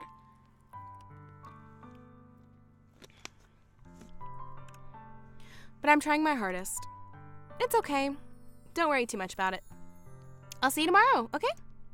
Alright. I look forward to it. I say goodbye to Sayori and exit her house. On the way home, I find myself still feeling uneasy, but it's hard for me to keep thinking about it when Yuri's about to come over too. I think Sayori's right. I shouldn't be worrying too much, and we're definitely going to have a great time tomorrow. I should just focus on what's ahead of me. As I approach my house, I see something that makes me feel a moment of panic. Yuri? Thank goodness. You're a little early. I'm sorry I wasn't home yet. Were you waiting for a long time? No, I just got here. But I started to get really nervous when nobody answered the doorbell. You always could have texted me. If I'd known, I would have just reassured you and hurried more on my way home. I suppose that's true. I didn't think of that, for some reason. It should be common sense to do that, but I decided to ignore it. Anyway, let's go inside. I see you brought a lot of stuff with you. That's right. And did you manage to find everything I asked you to buy as well? Yeah, pretty much. At least, I hope I got everything right. I'm sure it will be fine. So it might be a while, not gonna be... Oh. Okay, I'm not sure how much longer I'm gonna be streaming. Maybe like another hour.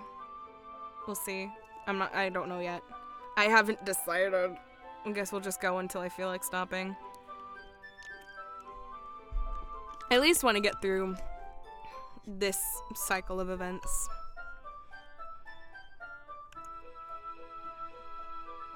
I take Yuri to my room. This is the first thing she does is glance around curiously, which makes me feel anxious. It's so clean. I cleaned it before you came over, so... That's very considerate of you to do. Speaking in language. Nah. I would be really embarrassed for my room to be a mess while you were here. Well, I do enjoy cleaning. I would have gladly helped you clean. That would be even more embarrassing. Wait, don't look in there. I snatch Yuri's wrist, which is in the process of opening a desk drawer of mine. It's probably full of the porns, isn't it? Probably is. I'm sorry. I wasn't thinking for some reason. I was just spacing out.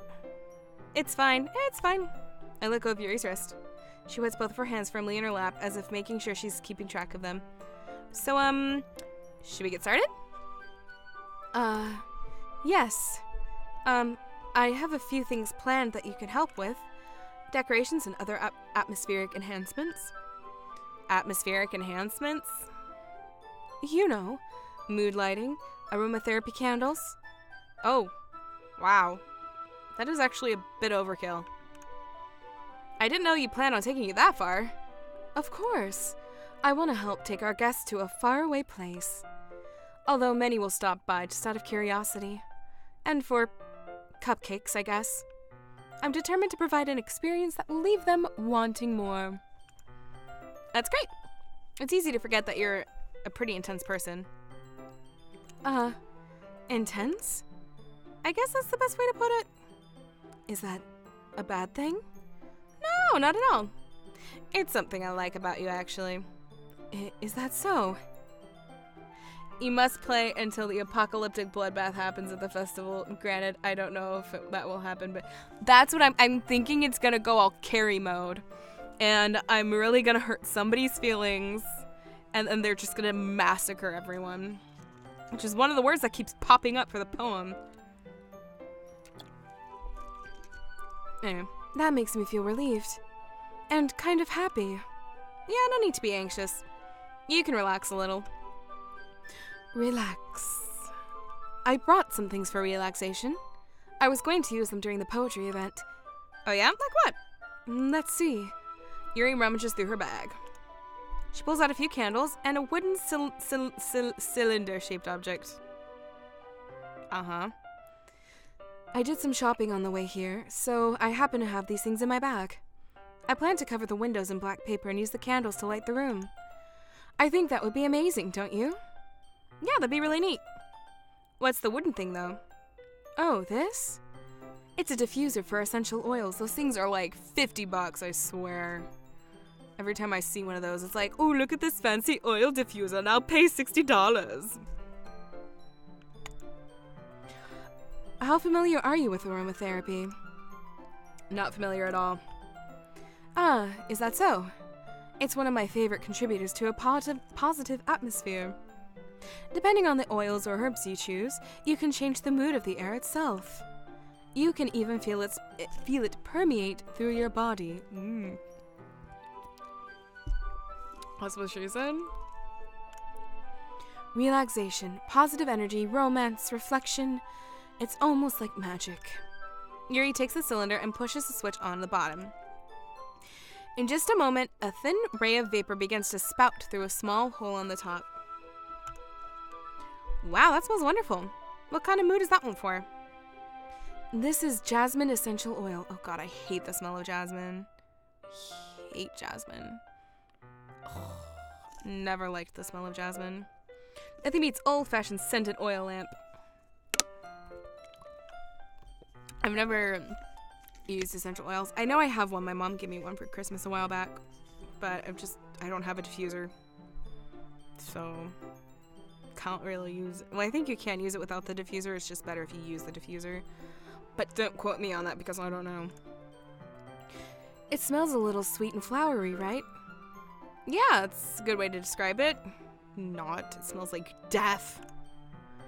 I chose jasmine for the event because it provides more than relaxation. Jasmine enhances your emotions and helps you feel them flow through your body. You feel warmer and your heart pounds more heavily. Don't you think that would be perfect for sharing our poems? And girl, you're trying to share something else because you got that going on right now here in my bedroom.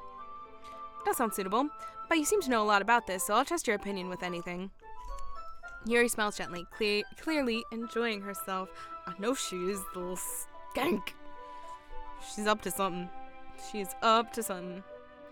Talking old-fashioned lamps through the, like, pre-electric. I didn't know that they had things like that, but I guess that makes sense. I feel it seems like something that would be around for a while.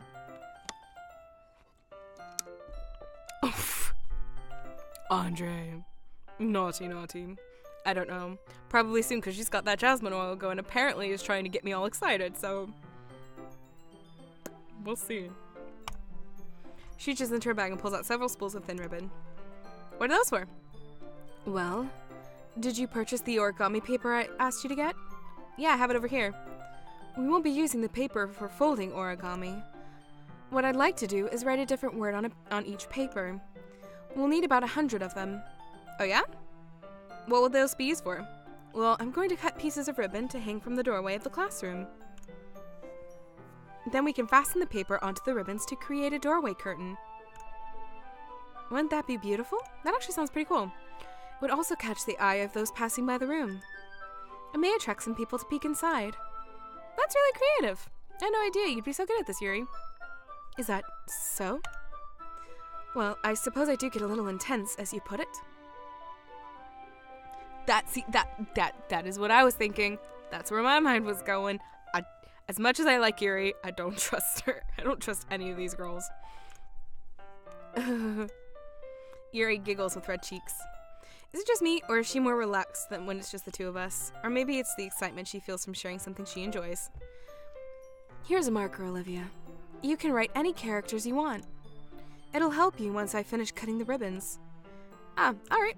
Sitting on the floor together, the two of us get to work.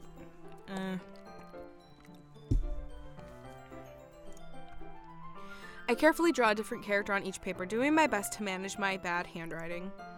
Yuri unravels a long strand of red ribbon to her desired length. Then she reaches into her bag once more, pulls out a pocket knife. The knife is strangely beautiful. The silver handle has an intricate pattern of waves etched into it. The blade itself is gently tinted blue. That's no ordinary pocket knife. Looks really fancy. Well, embarrassed, Yuri looks away.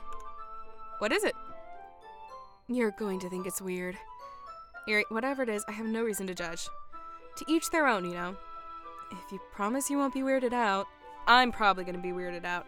I don't know about in-game me, but I'm probably going to be weirded out.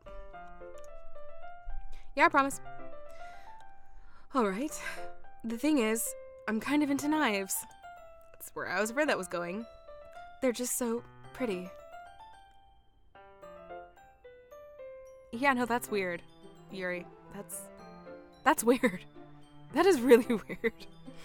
Okay, alright. It's weird, but I'll go with it.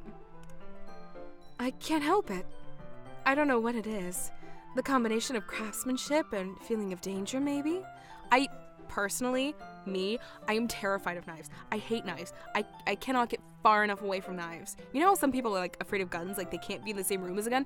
I cannot be in like the same room as a knife. Knives are just, nope, can't do knives. Nope. Box cutters I can do, but full on knives, nope. I shouldn't pull out scissors. Yeah. Then I would have been terrified. Oh god. Depending on who's holding them, scissors can be scary. What am I saying? Please don't think I'm weird for this. You're laughing at me. No, I'm not laughing at you. It's just funny how nervous you get about sharing. It's an interesting thing to be into, I guess. But I think it kind of suits you. Suits me? Yeah. It's kind of intense. Intense. Let's see. We used to do that when I worked up at camp. If we'd say something was, oh, intense, because we're camping and it's camping intense. Get it? Puns, because it's a tent. Oh my gosh, why would you keep giant kitchen knives in your room? That's just creepy. I wouldn't be able to do it. I really wouldn't be able to. Welcome back, March. No, I'm like genuinely afraid of knives. I hate knives. I'm now seeing all the reactions to the pun. Intense. I didn't come up with that, by the way. That was not mine. Somebody else made that up. I can't take credit for it, unfortunately. You've been here the whole time? You've just been really quiet. I thought maybe you left us. Besides, it's really... Raven! Bear died somewhere, she did. Oh god. I knew doing those Haunting Ground sound clips were gonna bite me in the butt. So now every time I hear that, it freaks me out. Okay. Alright. Anyway. It's cool looking, I can't deny that. It is, isn't it? Yuri relaxes her expression once again. Would you like to hold it? Sure, I'll check it out. Yuri carefully hands me the knife with the handle facing me. I take it and turn it around in my hands. It feels heavy and extremely solid. Where do you even get a knife like this? Curious of its sharpness, I feel the point of the knife with my index finger. That is why I don't like knives. They are pokey and sharp. I don't like pokey, sharp things. Ow. Olivia, why did you do that? I didn't expect it to be that sharp. I barely touched it at all. Hey, it's my fault. I should have warned you. The knife is extremely sharp. Oh, it's a knife. It can cut through skin like it's paper. Oh no. A small drop of blood trickles down the side of my finger.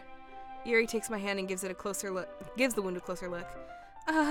She stares at it and noticeably fidgets. If you're squeamish, I'll go wash it off now. Without warning, Yuri pulls my finger into her mouth and licks the wound.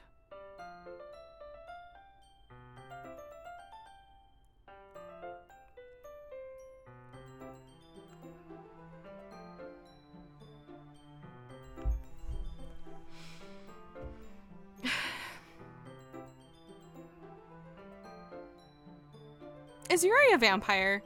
Is that's what's going on? Is she a vampire? Oh my god. Alright, okay. Yuri is literally drinking my blood right now, but okay. I can feel her tongue curl around my finger. Startled, I instinctively pull my hand back. Oh, please forgive me. I wasn't thinking. Yuri lowers her head, her face burning up. Yuri? That's the most embarrassing thing I've ever done. How could I do something like that? I'm sorry. Sure was a little weird and it took me by surprise, but I guess she was just trying to help? Right? Yuri, I think you're overreacting a little. In-game me, I think you're underreacting a little bit. She doesn't lift her head. What if she doesn't recover from this from the rest of the afternoon? Alright, you know what? This might be a stupid thing to do, but I do it anyway. I take Yuri's hand and lick her index finger in return. Olivia! Did you really just do that? Now we're even.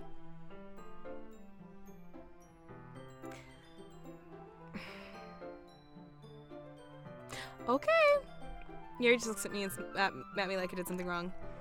I knew that would be a bad idea. If not for the sweet aroma of the jasmine oil, the air would be extremely heavy right now. You're so weird, Olivia. Like you aren't? Pot meet kettle. Yuri giggles shyly. Yuri calling me weird. I have no response to that. Where do you keep your bandages? I don't think I need one, actually. It was a tiny cut. I could already stop bleeding. I see. That's relieving. The tension is quickly lifted. We each resume our respective activities. I watch Yuri's knife cut through the ribbon like it's nothing but air. Meanwhile, I continue making progress on the paper. After we finish attaching the paper to the ribbons, we lay them all out side by side. It looks better than I expected and will be very effective as a door curtain. It looks great! Good thinking coming up with this, Yuri. Thanks. It's just something I saw online, really. Are you ready to move on to the next task? Yeah, let's do it. What do you have in mind? I'd like to create a banner. That's why I asked you to buy the paint tablets. That's right. One of the items Yuri had asked me to buy was a kit of watercolor paint tablets. Depending on the type of post you're doing, watercolors might not be the best idea. But that's just me, the paint associate, talking. Anywho. We'll need about 6 cups of water to put each tablet in. Do you mind fetching those for us? Of course not. 6 cups of water. I'll be right back in a minute. Thank you very much. Oh, and just a little bit of water is okay. If you feel the cup's too much, it will be too diluted. Good on you for knowing that. I finished that water. Yeah, if you dilute water or dilute the paint too much, then it becomes watery and it just goes everywhere and you can't use it.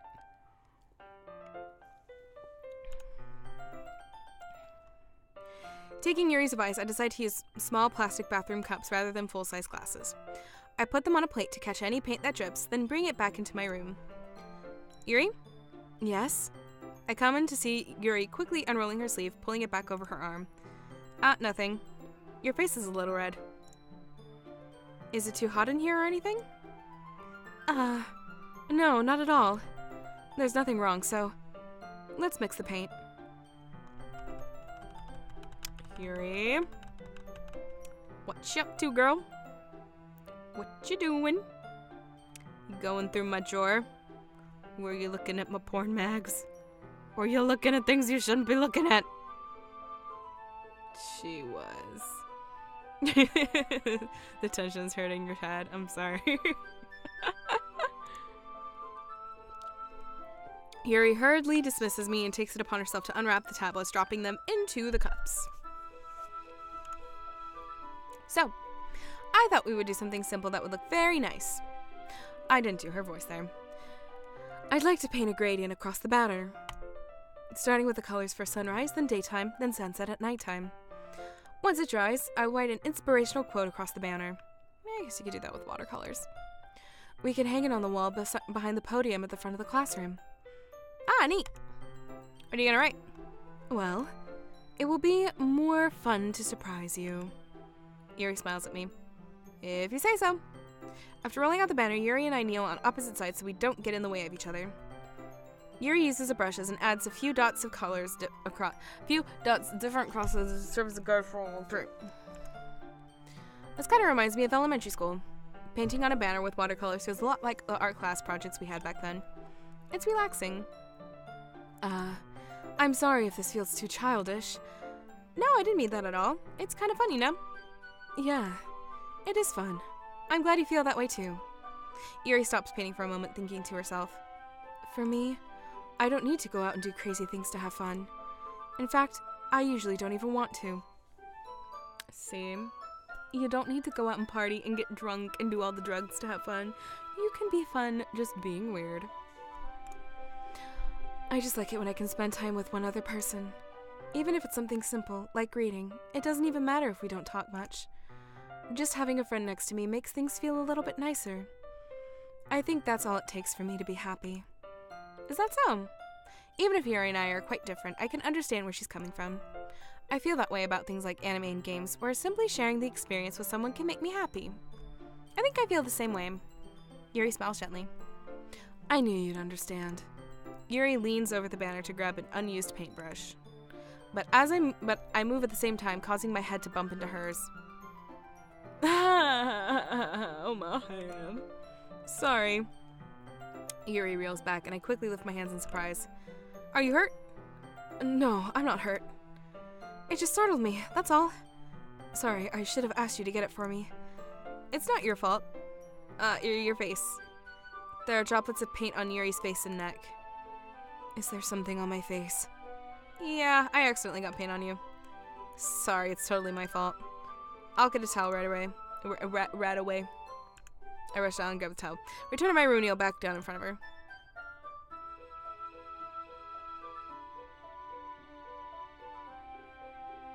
We finally gonna do something? Here. I pat down Yuri's face and neck with a towel. Is something wrong? It's hot. I just didn't expect it. Sorry. I didn't want to use cold water. Plus, it being water-based paint, you'll want to use the hot water because it helps to break it down better, so I'm just gonna continue. But Yuri suddenly holds my wrist. Wait. Just for a little longer. It feels really nice. I keep my hand still against Yuri's neck. She looks into my eyes. It's an intense expression that I recognize from when she reads her books, almost as if she's lost in a daze, enveloped by her own thoughts. She breathes gently, half through slightly parted lips. We got them slightly parted lips, something romantic's gonna happen. What is happening? Is it the aroma of the jasmine oil giving me this dizzy feeling? Maybe this girl's just messing with ya. Yuri's gentle fingers wrapped around my wrist, sending a tingling sensation through my arm. Suddenly, her face seems to be much closer to mine than it was just a moment ago. Yuri slowly pulls away. Sorry. I've been feeling a little lightheaded today. I didn't mean to space out. It's fine. I'm sorry, Andre. I'm sorry. We got so close. So close. We're this far away. The moment is over as soon as it began. Yuri picks up her brush again, but her movements seem clumsier, like she's unable to focus. I remain silent, forced to ignore the event that just transpired. I'm sorry. Yeah. It didn't do it. I hesitantly retrieve my own brush and continue following Yuri's example. We probably still have a couple of more things to do. So, that should do it. I finished filling the night sky with white dots that look like stars. What you could do with making stars is you just get a white paint and you just hit the brush against your hand. That's called splatter painting. We used to do it a lot at camp, and it makes like all these little dots of different sizes, so you don't have to actually manually do it, although it's really messy. Anyway, looking at the banner as a whole, it's very pretty and natural looking. I think it came out better than I expected. I'm really happy with the results. Yeah, me too. Are you going to add the lettering now? Not yet. It needs to dry first. That's true, but that won't take a while. Won't that take a while? Flawless! Hey! Flawless! Long time no see! And yes, Yuri is a nice girl. She's also weird and creepy and probably a stalker, but I still like her.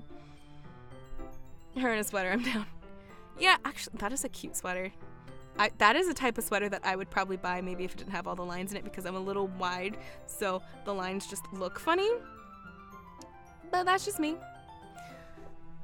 But yeah, also, hi Flawless. Well, perhaps it would be best to leave it here, then have you bring it in the morning.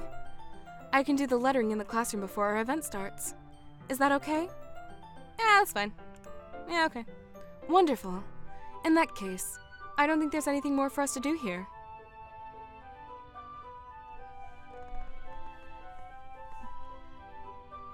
Girl, you're in charge of decorations. You can't just leave it at a door curtain and a banner. Come on. You at least gotta do streamers or something. This girl, I swear. I like her, but this girl. Phew. You say that like you're glad it's over. Was I wrong to assume that you were at least enjoying yourself a little bit? No, it's not that. I'm just glad we managed to get everything done. Yeah, all 2 things. Yuri has nice assets. Oh my gosh. That's terrible. And yet I'm laughing. I see. I am too. I was a little concerned about time. I need to start making dinner soon. Ah, so you don't have any time left? I was secretly hoping we would have some extra time after finishing the work. Well, Yuri thinks to herself, I think it would be too irresponsible of me to wait much longer. I'm sorry. I was hoping there would be more time as well. It's probably my fault. Sorry for being such a slow worker. No, it's not your fault at all. And the important thing is we got everything done, right? Yeah. So, I shouldn't be disappointed or anything. Gathering all her things, Yuri seems to look a little downcast. I understand why. It sounded like she rarely gets the opportunity to spend time with friends in a relaxed environment. Let's go over to her house. Yeah, let's go over to her house. Let's go to her house. Ah! But that doesn't mean that this is the last time it can happen. Once Yuri's packs up, I walk her out the front door. Thank you very much for having me today. Although you didn't have me. You could have, but you didn't. Because... writing. The writers don't want us to do anything yet. No problem. I'm glad I was able to help. Just let me know if there's anything else you need me to bring tomorrow. I will. Well then, Yuri fidgets. I guess I'll see you tomorrow. Wait. I kind of say that without thinking. About today. It's fine that we didn't have as much time as we wanted, because we can do this again. Whenever you want, you can come over, or we can go out somewhere. I forgot you don't like going out much. As I stumble over my words, Yuri simply smiles bashfully. Anyway, you know what I'm trying to say, so...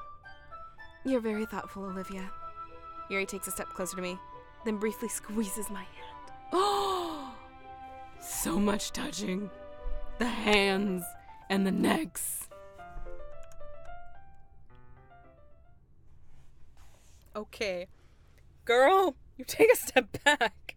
You step back.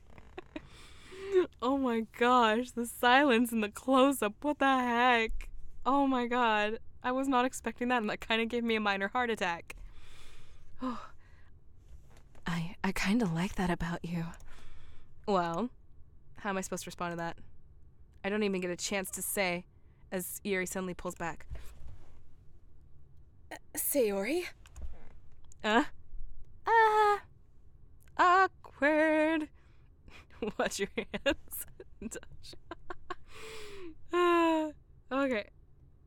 Hi, Olivia. Sayori? Just now, we weren't... It's okay, Olivia. I just stopped by to say hi. Well, it's nice to see you. I'm sorry, but I'm already on my way to leave. Oh, really? That's too bad. I'm sorry, but we'll all be together at the festival tomorrow, so that's fine, right? Of course. Sayori beams. Yeah, so I'll see you tomorrow. Clearly embarrassed, Yuri hurries off. Right. Big touch. Oh my god, that was freaking hilarious. Sweater touch. Sayori waves goodbye after her. Sayori, I thought you didn't want to come over today. Well, I tried staying in my room, but my imagination was being really mean to me, so I had to come here and see it for myself. See what? What are you talking about? You know, how much fun you were having with Yuri, and how close you got to her. It makes me really happy that you made such good friends. That's all that matters to me. Tears start to fall down Sayori's face. That's all that matters to me. Why am I feeling this way, Olivia? I'm supposed to be happy for you. Why does it feel like my heart is splitting in half? It hurts so much. Everything hurts so much. This would be so much better if I could just disappear. Sayori, don't say that. It's true, Olivia. If I wasn't here, then you wouldn't have to waste your sympathy on me. You wouldn't have to put up with me being selfish. Monica was right. I should just... Monica? Monica was right about what?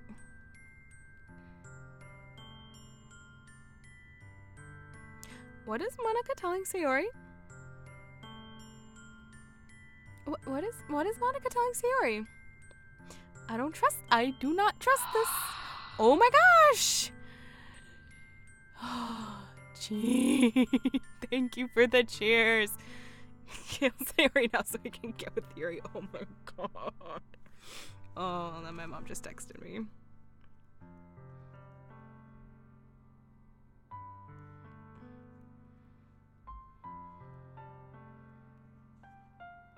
There we go. Anyway. That's what I'm afraid Monica's telling her is kill yourself.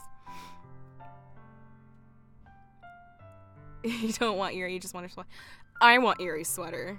Actually, I also want Sayori's sweater. Even though it's pink, it's a cute sweater. It's simple. It's simple. I am a little wide, okay? I'm not extremely wide, but I am definitely of a wider structure. So, yeah, blinds just don't really look good on me. Sayori, what I said before is true.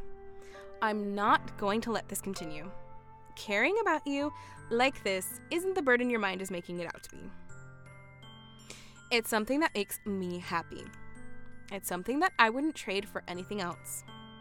Except for maybe Yuri. So even if it takes an entire lifetime, I'm going to be by your side until you don't feel any more pain. That is an extremely, extremely risky promise to make, especially for someone who has apparently the severe depression. in-game me. What are you doing? But Sayori looks away.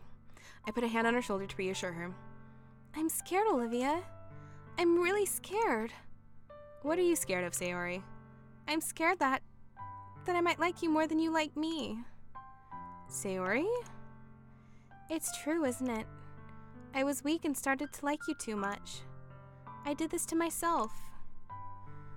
Olivia, I like you so much that I want to die. That's how I feel. And that's enough, Sayori. I don't want you to hurt anymore. I slide my hand down Sayori's arm and squeeze her hand in my own. Thank you, Andre. Thank you. I slide my hand on her and squeeze her hand in my own. Do you remember how I said I will always know what's best for you? Do you still believe me? Wordlessly, Sayori nods. Even if you don't understand all of your own feelings, I know what you need the most right now. And that's what I'm going to give you. Oh, God.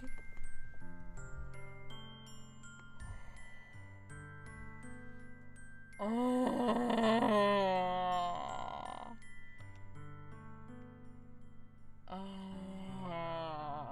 my God.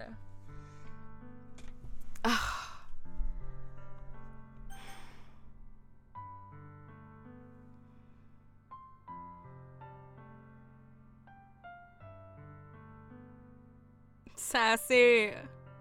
I don't know what to do.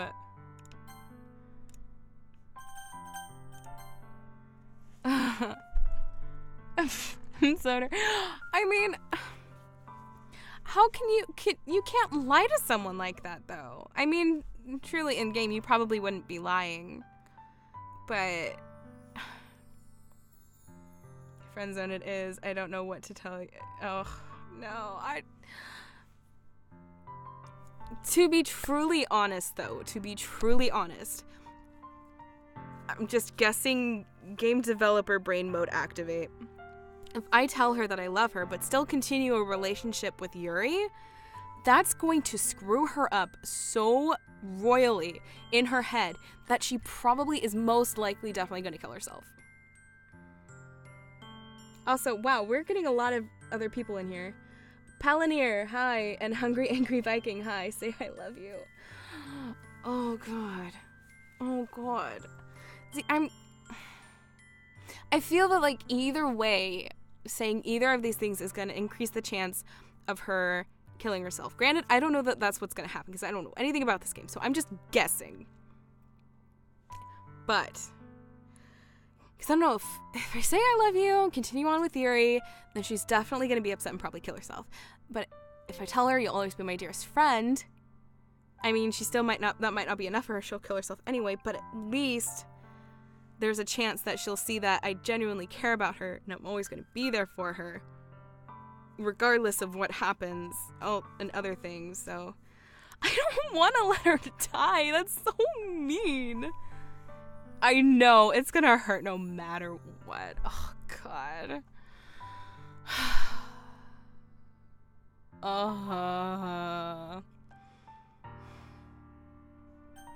I'm gonna friend zone her. I have to friend zone her. You'll always be my dearest friend. What you need most is for things to be like they've always been. Monica told me the truth. She told me how much happier you seemed after I joined the club. I know you're struggling with some really difficult feelings right now, but please trust me that I know what's best and what will make you happy in the end. I promise I'll help things get back to the way they were. I see. Sayori forces a smile through an incredibly pained expression. It is such a hard decision. I feel like in that case, there's really just no right decision. There really isn't. One sucks just as much as the other. Is this what it feels like to get stabbed in the chest? I should write a poem about this. Sayori. It's okay. This is just my punishment, remember? For being so selfish. So please don't worry about these stupid feelings. I know you're right. I knew this whole time that there's no happiness down that path. That's why I came here. just so I could get the answer I needed to hear. And the other thing, you're also right that I just want to go back to the way it was. I realize that now. You really do know me better than anyone, Olivia. I'll trust you with anything. Anything at all. So... Sayori's smile finally breaks. All of a sudden, she turns around and drops to her knees. Ah! Oh, God. I have such a morbid chat. First, it's poor Emily and Deadly Premonition, and now it's freaking Sayori. Oh, I should probably just make, like, a small kill list on my Twitch channel. In one of the panels. Kill list. Emily. Sayori. Checkmark. Oh, man. Clutching her head with both hands, she screams loudly as she can. I'm so shocked that I don't know how to react. Sayori looks over her shoulder and flashes me one more weak smile before turning around and running off. Sayori! I'm left helplessly standing in the front of my house.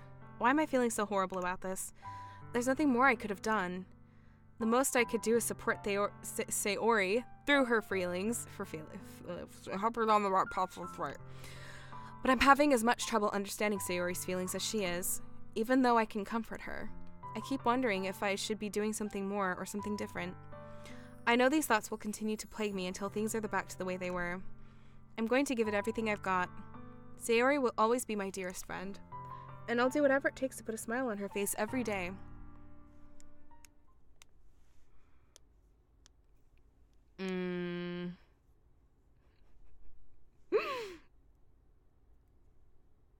Oh my gosh. Also, oh, new name. Hello, Zach the Bunny. No, Zach the Bunny. I'm reading March Bunny and Zach the Zombie at the same time. Sorry. Zach the Zombie, 16. Hi. And also, hello, Mattisticus.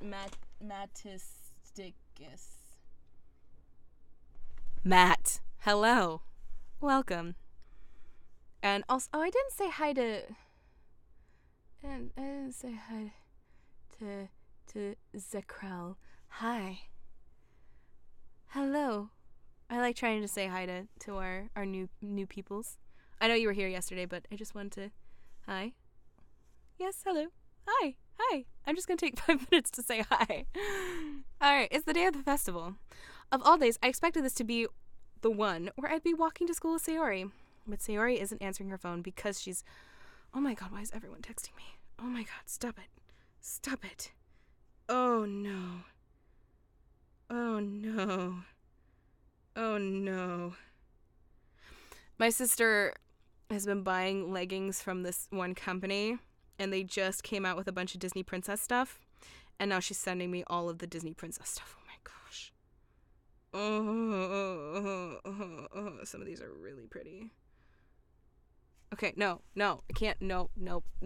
Okay, she ends up answering her phone because she's probably killed herself. I considered going to her house to wake her up, but decided that's a little too much. Meanwhile, the preparations for the event should be nearly complete. The banner Yuri and I painted is dry, and I gently roll it up to take it with me. She sent me a pleasant text reminding me not to forget anything, and I reassured her. And they're so pretty. Oh my gosh, she's sending me... You know what? This is what we're going to do. Because she's going to keep sending them. Putting my phone on Do Not Disturb. Stop it. Okay. Funnily enough, I probably feel the same way as Natsuki about the event. I'm more excited for it to be over so I can spend time with Sayori and Yuri at the festival. But knowing Monica, I'm sure that the event will be great too.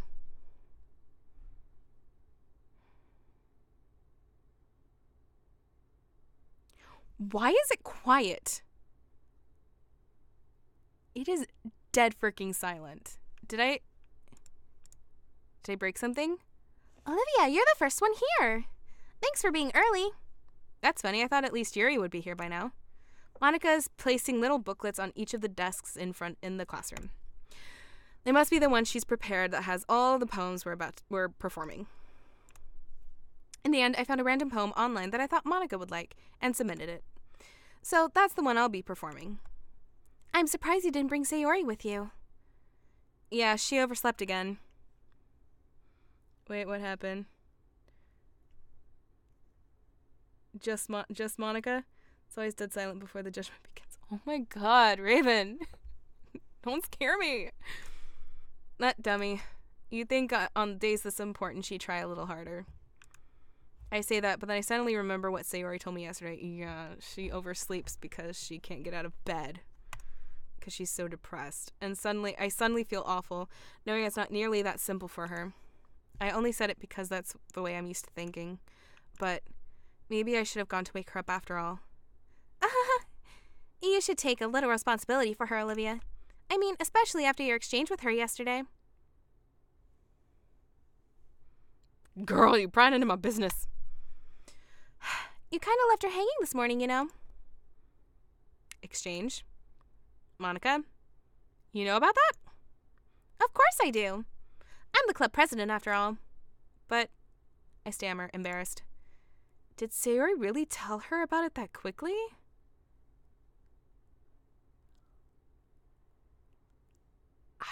I don't trust Monica. Update your name after 4 years. Nice. Well done. I did the same thing. I used to be Aurora Guinevere Price, now I'm Scarily Olivia. Just to confuse people. But scaring people is the reason I exist in this world. Okay, fine, you can scare me a little bit, I guess. Just a little. Just a little. Did Sayori really tell her about it that quickly? About how I basically turned down her confession? That makes me really seem like the bad guy here. But I'm the one who knows what's best for her, right? It's debatable. Geez, you don't know the full story at all, so... Don't worry. I probably know a lot more than you think. That's great to know. Monica is being as friendly as usual, but for some reason I felt a chill down my spine after hearing that. Hey, do you want to check out the pamphlets? They came out really nice. Yeah, sure. I grabbed one of the pamphlets laid on the desk. Oh yeah, they really did. Something like this will definitely help people take the club more seriously. Yeah, I thought so too. I flipped through the pages. Each member's poem is neatly printed on its own page, giving it an almost professional feel. I see a lot of things moving. You will never change your name. No, because you're always sassy. You are forever sassy. It says... You can... I don't mind still being called Aurora. I really don't mind. I mostly just did it because I was changing the branding on my YouTube channel, and I thought it was kind of weird having two different names. And because I've been more active with voiceover lately and getting more work, it was really weird having a YouTube channel that was not my name. It felt like really confusing, so I changed it. So if you guys still want to call me Aurora, that's totally fine. I really don't mind. Monica is trying to create her own morbid version of Dead Poet Society with more focus on dead. I've never seen Dead Poet Society. Yeah, I'm sure she knows. She's probably secretly spying on all of us, like The Thing in the Scream TV show, right? The Thing for... Yeah, never mind. I recognize Natsuki's and Yuri's poems from the ones they performed during our practice. What's this? I flipped to Sayori's poem. It's different from the one she practiced. Oh, I got an itchy ear. It's the one I haven't read before. It's one I haven't read before.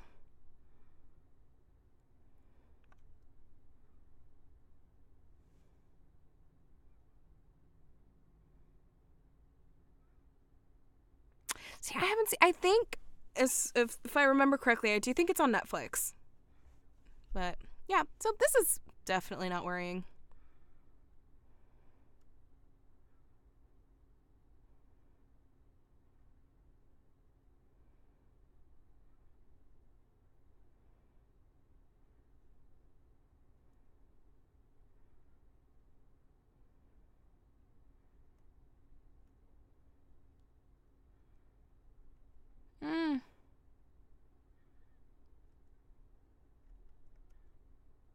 Okay, so that's what I said to her. So that's me, Monica, her, right? Because before I do what I know is best for you, that's what we were telling her. Get out of my head before I listen to everything she said to me. That's Monica telling her stuff. Get out of my head before I show how much I love you. Well, actually... No, that would have to be her. Get out of my head before I finish writing this poem. But a poem is never actually finished, it just stops moving. Solid poem, 10 out of 10. Red rum. Working no play makes Jack a dull boy. In this case, Sayori. Yeah, totally normal poem. Yep, totally normal. What is this? Reading the poem, I get a pit in my stomach. Olivia? What's wrong? Everything. Everything is wrong. This poem feels completely different from everything else Sayori's written. That's because that's not a poem so much as it is a plea for help. But more than that. I changed my mind. I'm gonna get Sayori, so... Well, alright. Try not to take too long, okay? Dude, she's freaking dead. She's dead. She's gotta be dead at this point. I quickly leave the classroom. Don't strain yourself. Monica calls that after me. I quicken my pace. She's dead. What was I thinking? I should have tried a little bit harder for Sayori. It's not a big deal, at least, to wait for her or help her wake up. Even the simple gesture of walking her to school makes her really happy. Besides, I told her yesterday that things will be the same as they always have been. That's all she needs and what I want to give her. She's dead. I reach Sayori's house and knock on the door. I don't expect an answer since she's not picking up her phone either. Like yesterday, I opened the door and let myself in. Sayori? She really is a heavy sleeper. I swallow. I can't believe I ended up doing this after all. Waking her up in her own house. Isn't that more like something a boyfriend would do? In any case, it just feels right. Outside Sayori's room, I knock on her door. Sayori? Wake up, dummy. There's no response. I really didn't want to have to enter her room like this. Isn't it kind of a breach of privacy? But she really leaves me no choice. I gently open the door. Oh.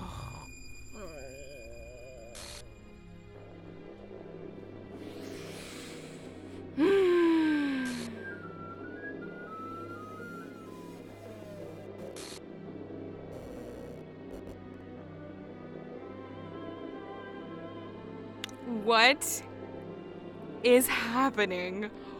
Oh my god.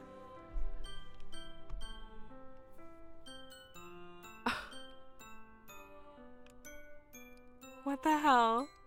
What the hell? Is this a nightmare? It has to be. This isn't real. There's no way this can be real.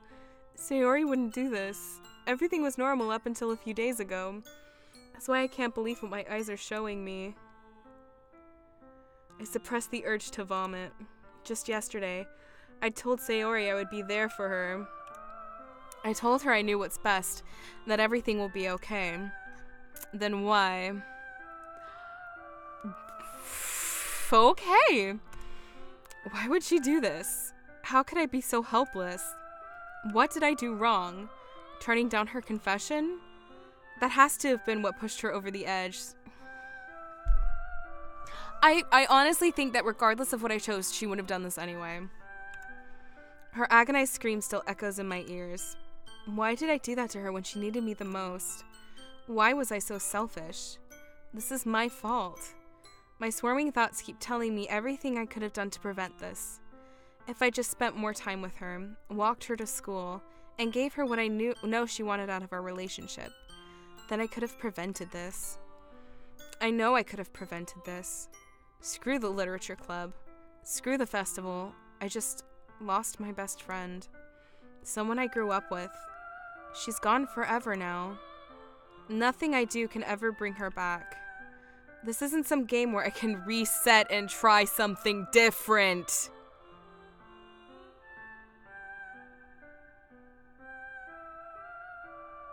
Right, that was a 180 turn.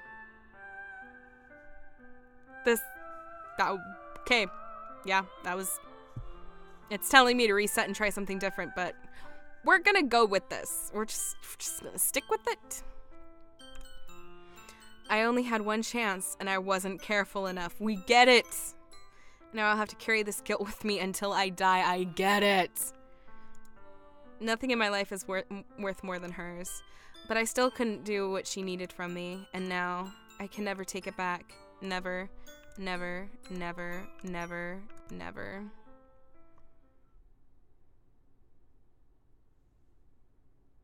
What?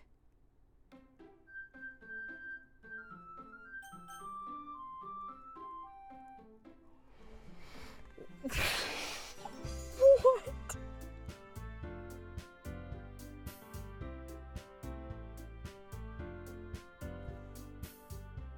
I did notice that. I did notice that. It had a text document. Here. We'll do this real fast. Hold on.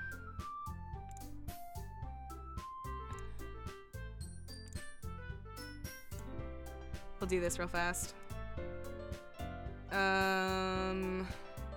Let's go ahead and go to amnesia.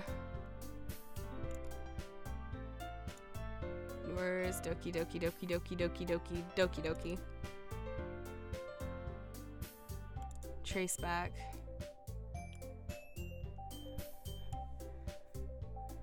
I'm sorry, but an on-caught exception occurred while running the game code. Oh geez, I didn't break anything, did I? Hold on a sec. I can probably fix this. I think. Actually, you know what? This would probably be a lot easier if I just deleted her. She's the one who's making this so difficult. Oh my god. What in the heck?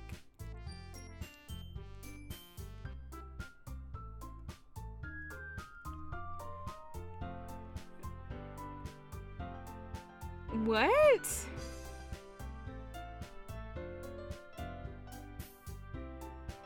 I'm not entirely sure what I'm supposed to be looking at with this. This is all just code.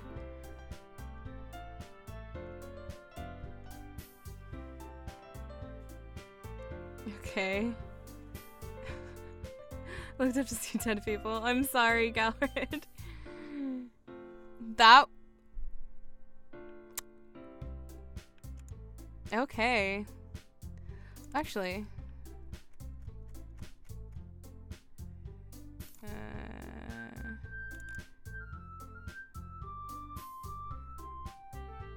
Sayori's not in here. Why is Sayori not in here? Can I look at this? I probably shouldn't, but I'm curious. Oh no.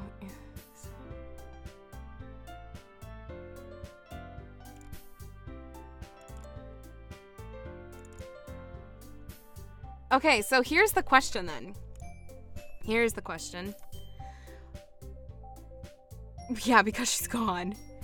So, because yeah, look, she's not even in the... It's replaced... Yeah, it's replaced her with mixes of these three. Because you... No, Siri! No, stop it! Anyway. Siri always doing that. Because, yeah, you can see bits of Monica and Natsuki and Yuri in there. And there's no more Sayori. There's only Yuri, Natsuki, and Monica. Oh my gosh. No. No. Sayori is left. Oh my god. Here's the question. So do I go back from my save or do I start a new game?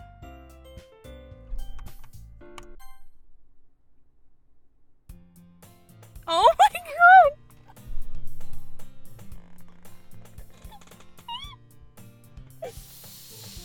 Oh my god! Oh my god! Oh my god!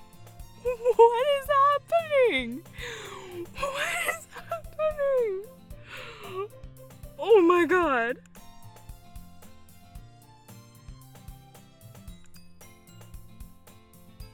Oh my god!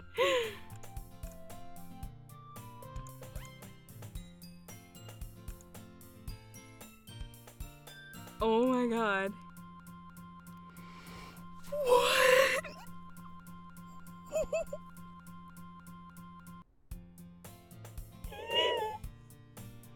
Oh my god.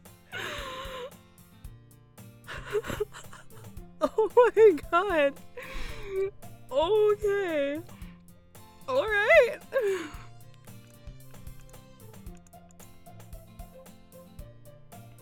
What happens if I do auto?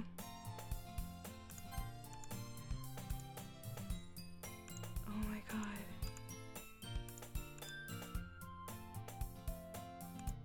Okay.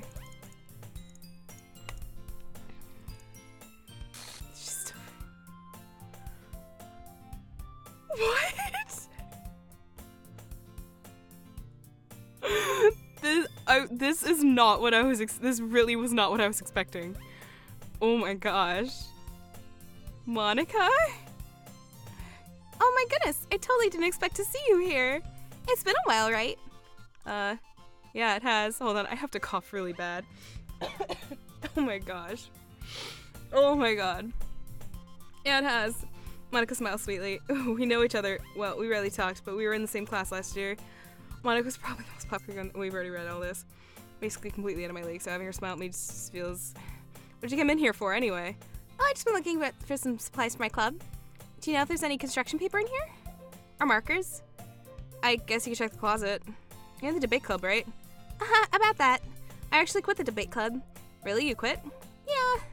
To be honest, I can't stand all the... Yeah, politics. Feels like nothing but arguing. I'd much rather take something I personally enjoy and make something special out of it. In that case, what'd you decide to join? Actually, I'm starting a new one. A literature club. Literature? Sounds kind of dull. How many members do you have so far? It's kind of embarrassing, but there are only 3 of us so far. It's really hard to find new members. Oh my god. I can see that. But it's really not boring at all, you know? Literature can be anything. Reading, writing, poetry. I mean, one of my members keeps her manga collection in the clubroom. Wait, really? Yeah, it's funny, right? She's always insists that manga is literature, too. I mean, she's not wrong, I guess. And besides, a member's a member, right? Did Monica say she? Hey, Olivia. By any chance, are you still looking for a club to join? I mean, I guess so, but in that case, is there any chance you'd do me a big favor? Could you do me a solid? What did he say? What did Zekrel say?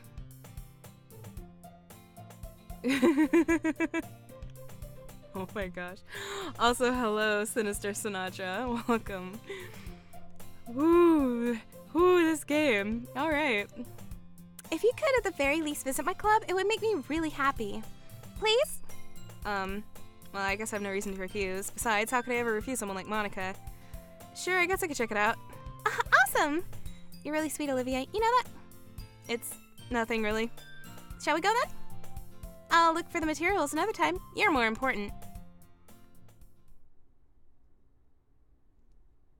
Now we've sold our soul to Monica and her irresistible smile instead of a cupcake. Ooh. It already withstanded the prophecy of Sayori. Oh,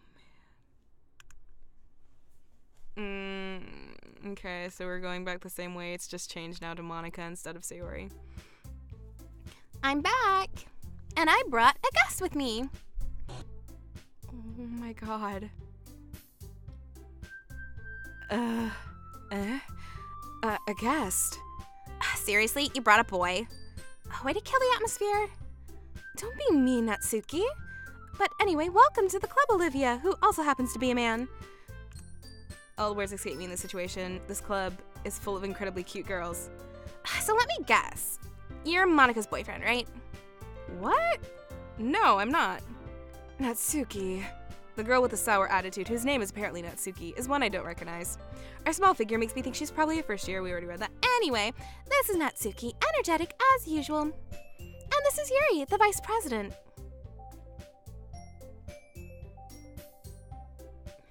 Oh my god. You guys, stop it with the Sayori. Oh my god. No. Oh, that's gonna haunt me forever. It's nice to meet you.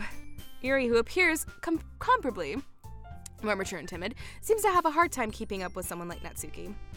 It's nice to meet both of you.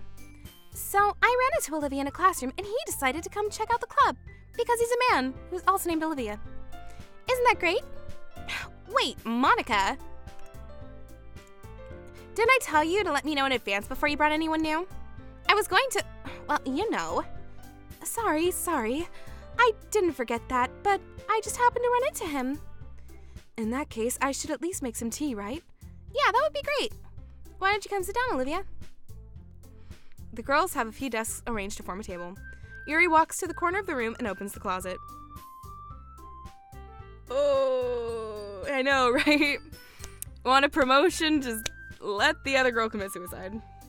Promotion through elimination is the best way to rise. Yep, pretty much. Yep, exactly. Yeah, no, the dialogue is different. I'm trying just to skip through the ones that I definitely do recognize, just so it's a little faster. Still feeling awkward, I take a seat next to Monica. So, I know you didn't really plan on coming here, but we'll make sure you'll feel right at home, okay? As president of the literature club, it's my duty to make the club fun and exciting for everyone. I'm surprised there aren't more people in the club yet. It's because they're all gonna die. It must be hard to start a new club. You could put it that way. Not many people are very interested in putting out all the effort to start something brand new. We already got this, especially when it's something that doesn't grab your attention like literature. You have to work hard to convince people that you're both fun and worthwhile.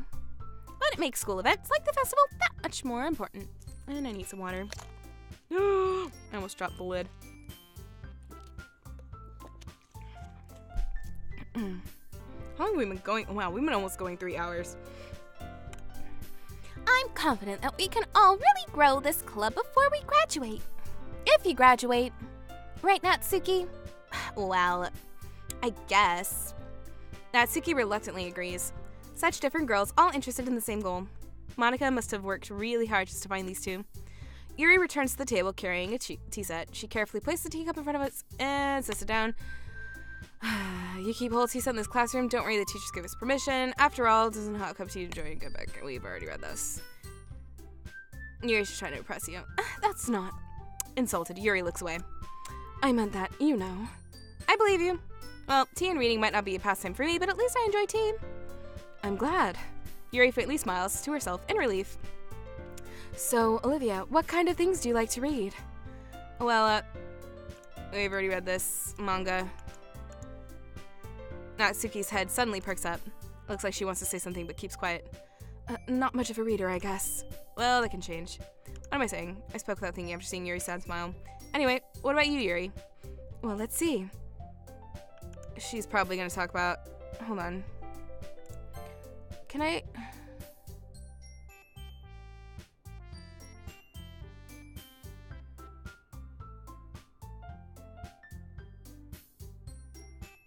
Skip unseen text? I want to skip seen text. Just to make it go a little faster. I guess it doesn't matter. Should be roughly 1.5 or 2 hours from now. Ooh, I don't know that I can go for that long. So she likes fantasy. She likes the craftsmanship. She's passionate about reading, not people. She likes the psycho stories. You read a lot of horror. I'd expect that from you, Yuri. It suits your personality. Oh, is that so? Really, if a story makes me think, takes me to another world, then I really can't put it down. Surreal horror is often very successful. We've already read that. Ugh, I hate horror. Oh, why is that? Well, Natsuki's eyes start over for me for a split second. Never mind. And that's right. You usually like to write things about, like to write about cute things. Oh, it's a new game, so you can't skip.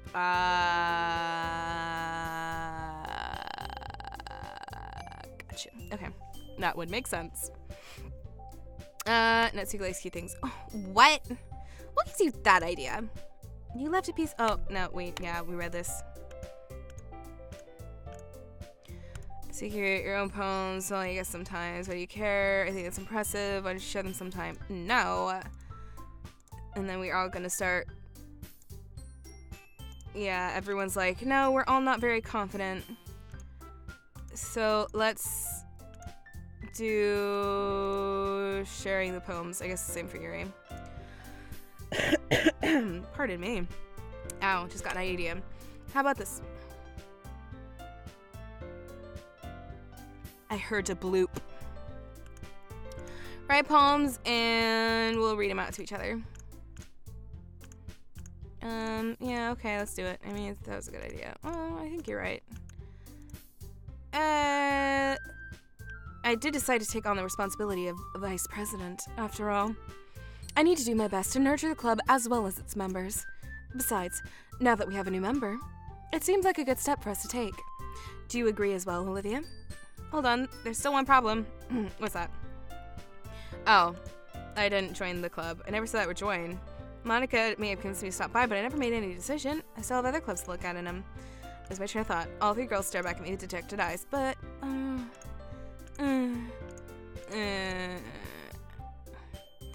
Ooh. This does look new. There's only one point in the whole game which is worth skipping. The rest is even when repeatedly read for the mood and atmosphere. Okay. I guess I need to tell you the truth, Olivia. The thing is, we don't have enough members yet to form an official club. We need 4. And I've been trying really hard to find new members. And if we don't find one more before the festival... I'm defenseless against these girls. How am I supposed to make a clear-headed decision when it's like this? I would feel terrible for letting anyone down in this situation. And besides, the club itself seems pretty relaxed. So, writing poems, surprise pay? Yeah, we'll do. Right.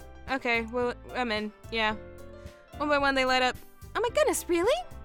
Do you really mean that, Olivia? Who's also a man? Yeah. It could be fun, right? You really did scare me for a moment. I mean, if you really just left after all this, I would be super pissed. Olivia, I'm so happy. We can become an official club now. Thank you so much for this. You're really amazing.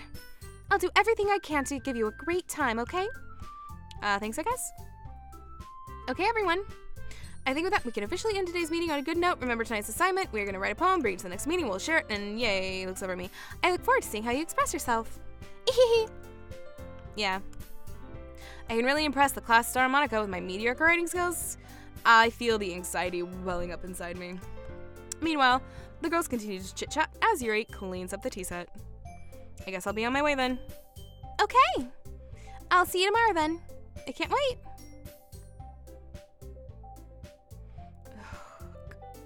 Then I depart the club room and make my way home. The whole way, my mind wanders back and forth between the 3 girls. Natsuki, Yuri, and of course Monica. Will they really be happy spending every day of school in a literature club? Perhaps I'll have the chance to grow closer to one of these girls. So here's the question I have to ask. Hopefully the question doesn't result in spoilers. But I'm guessing I need to rebuild my relationships with these girls. So do I still continue on with Yuri? Or does it really not matter and I can reach you someone else? Or does that affect anything, I guess? I don't know. If someone can say without spoilers? I don't know how that would work. Because I'm guessing the way that the game's designed, my theory is you pick one girl, it affects the relationship with another, and then that girl will die? The one that you don't pick? Like the polar opposite? Well, no, because Sayori wasn't the polar opposite of Yuri, was she? Andre still wants Yuri. Okay, I guess we can just stick with Yuri. I don't mind. I kind of like Yuri, even though she's sketchy, but I think they're all sketchy.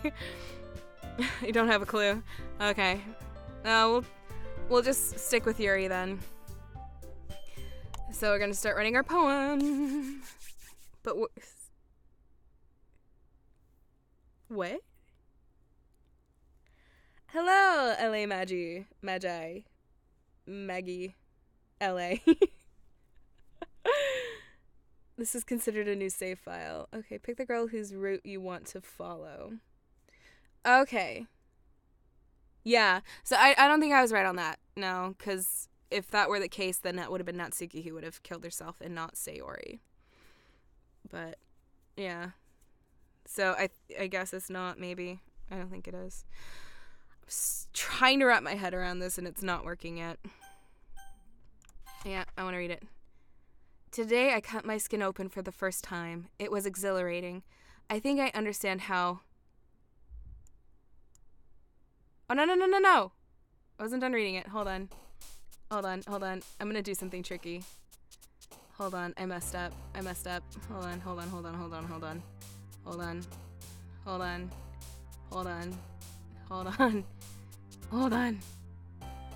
Oh my gosh, the stream is so lagging behind on my end.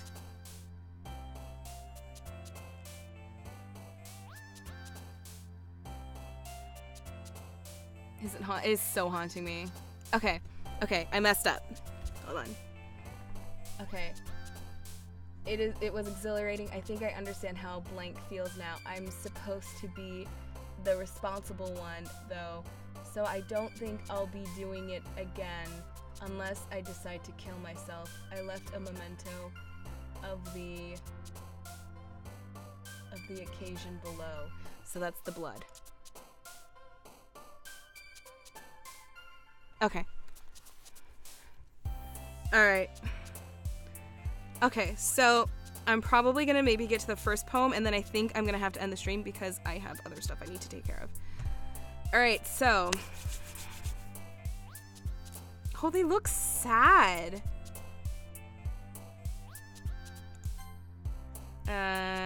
Brace, despise, fester, melancholy, essence, prayer,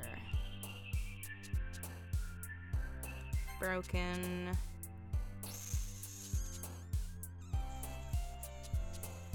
philosophy, scars, lust, agonizing. She likes afterimage, vertigo, eternity, massacre, disoriented, disarray, graveyard, unrequited.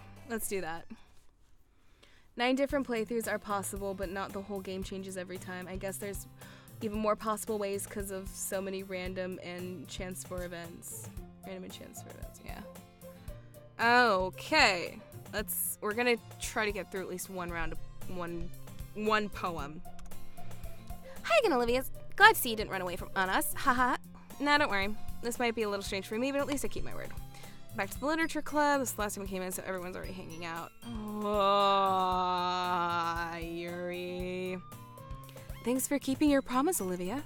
I hope this isn't too overwhelming of a commitment for you, making you dive headfirst into literature when you're not accustomed to it. Please don't do that. Oh my gosh. That startled me. Ugh. Oh, come on. Like, he deserves any slack. You already had to be dragged here by Monica. I don't know if you plan to just come here and hang out or what. But if you don't take us seriously, then you won't see the end of it.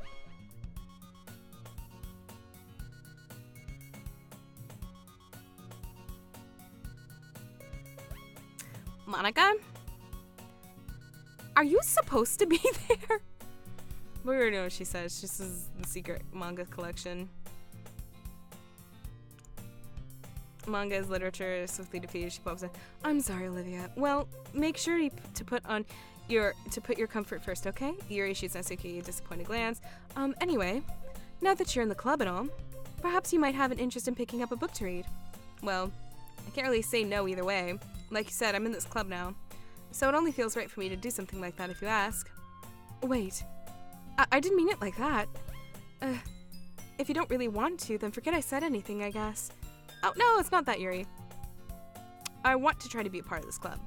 So even if I don't read often, I'd be happy to pick up a book if you wanted me to. Are you sure? I just felt like, well, as vice president and all, that I should help you get started on something you might like. Yuri reaches into her bag and pulls out a book. I didn't want you to feel left out, so I picked out a book that I thought you might enjoy. It's a short read, so it can keep your attention. And we can, discuss it if you wanted. This is How's This Girl Accidentally Be So Cute? She even picked out a book she thinks I'll like, despite not reading much. Thank you, I'll read it. Enthusiastically, I take the book. Phew. Well, you can read it at your own pace. I look forward to hearing what you think. Did everyone settle it?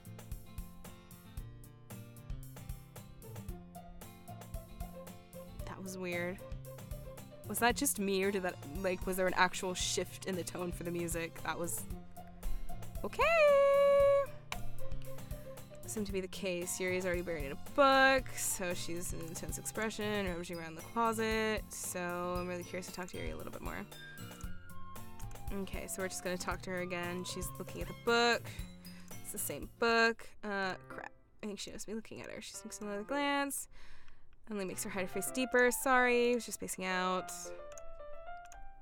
It's fine. I was focused, and I probably wouldn't have noticed much in the first place, but I'm just rereading a bit. So she doesn't really even know what the book is anyway, because she just picked it up randomly so she could read it with us.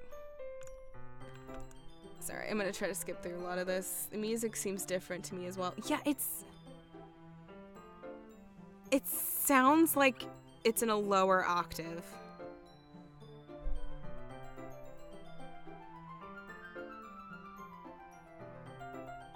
Yeah, I see. Is there something fairly obvious here? I'll start reading it soon. Glad to hear. Let's pick it up. It's very engaging. What's it about? She's like, well, I have no freaking clue because I just bought it. Okay. She's really into it, the book, I mean. Not the thing about the limbs. It's kind of dark, isn't it? Are you not a fan of that sort of thing? No, it's not that. I hope so. She's shy and reclusive on the outside, but her mind seems to be completely different. It's just that kind of story. It challenges your perspective when horrible things happen just because someone's...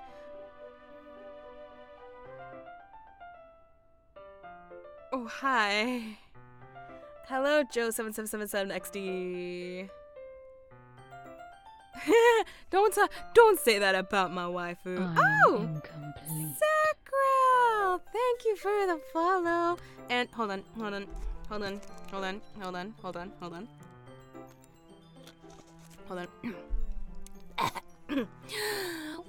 to the dungeon! There you go. I'm supposed to say that every time we get a new follow, but usually my voice isn't up to it, so. But hello. Welcome. Oh, it's okay. No worries. It's fine. You came back. That's all that matters. Alright, so Yuri's going demonic, she says, but because... Hold on. But because the world is full of horrible people, and we are all worthless anyway. There you go. Nice and spooky. Oh, then suddenly... I'm rambling, aren't I? Ah, not again. I'm sorry. Hey, don't apologize. She told me that you were replacing her and looking for a new waifu. What? Oh my gosh. You guys. I don't know what to do with you half the time. I haven't lost interest or anything. Well, I guess it's alright then. What the f- Hold on. I have to read what that said.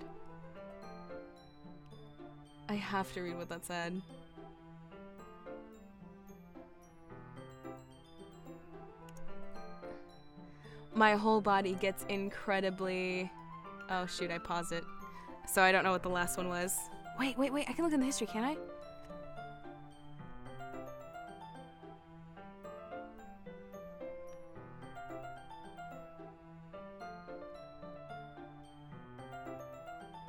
I am incomplete. Ah! Joe777XD! Thank you for the follow. Welcome to the dungeon! Yeah, I warmed up my voice, so now it doesn't hurt now. But yeah, it's not listed in here. Okay. Alright. Oh, God. I keep seeing movement on the other side of the screen. So sorry if I was saying something strange. Please stop me. I really don't think you need to worry. All you can do is listen. The literature club, after all. That's true. In fact, I might as well get started reading it. Game? Please don't. That's one reason not to rush, because the flying text will be more often. Is it really? Is it what? Did she really? I'm sorry, Sassy. Yeah, music is still bizarrely Japanese. Alright, I'll try not to skip so fast. I mean, you don't have to, but... What are you saying? Just let me get the book. I quickly retrieve the book, put it in my bag. Then I put it in my bag. Alright, is it fine if I sit here? I slipped in the seat next to Yuri's. Yeah. Are you sure? You seem a little apprehensive. I'm sorry. It's not that I don't want you to. It's just that it's not something I'm very used to. That is, reading in the company of someone. I see. Well, it's just me. Just tell me if I find it distracting you. Alright. I open the book and start the prologue. I soon understand what Yuri means by reading in company. It's as if I can feel her presence over my shoulder as I read. It's not a particularly bad thing. Maybe a little distracting, but the feeling is somewhat comforting. Yuri's in the corner of my eye. I realize that she's not actually looking at her own book. I glance over. It looks like she's reading from my book instead. Sorry. I was just bathing in the feeling of... Oh, what the... Oh my god, girl. What? What? Something in the, like, the heat of your body. As if, yeah, something about body heat. The Yuri needs you. Oh god, to wreck the unbelievers. Oh my god, Raven! 2 absent friends. Oh my god. Thank you for the cheer, Raven. Oh my god. Oh my god. Okay. Yeah, it doesn't say now. It said it up here. But, okay. Yuri, you apologize I do? I don't really mean to. Sorry. I mean, here, this should work, right? Slide my desk up until it's against Yuri's and hold my book more between the 2 of them. I suppose so. Yuri timidly closes her own copy. Once we lean in a little bit, our shoulders are almost touching. It feels like my left arm is in the way, so I use my right hand to hold the book open. I guess this makes it kind of difficult to turn the page. Here. Yuri takes her left arm, holds the left side of the book between her thumb and forefinger. I do the same with my right arm, on the side, the right side of the book. That way, when I turn a page and Yuri slides it under her thumb, after she flips it to her side. But in holding it like this, we're huddled even closer together than before. It's actually kind of distracting me. It's as if I can feel the warmth of Yuri's face and she's in the corner of my vision. Are you ready? To turn the page. Oh, sorry. I think I got a bit distracted for a second. I glance over at Yuri's face again, and our eyes meet. I don't know how I'll be able to keep up with her. That's okay. You're not as used to reading, right? I don't mind being patient if it takes you a bit longer. It's probably the least I can do, since you've been so patient with me. Yeah, thanks. We continue reading. Yuri no longer asks me if I'm ready to turn the page. Instead, I just assume she finishes the page before me, so I turn it by my own volition.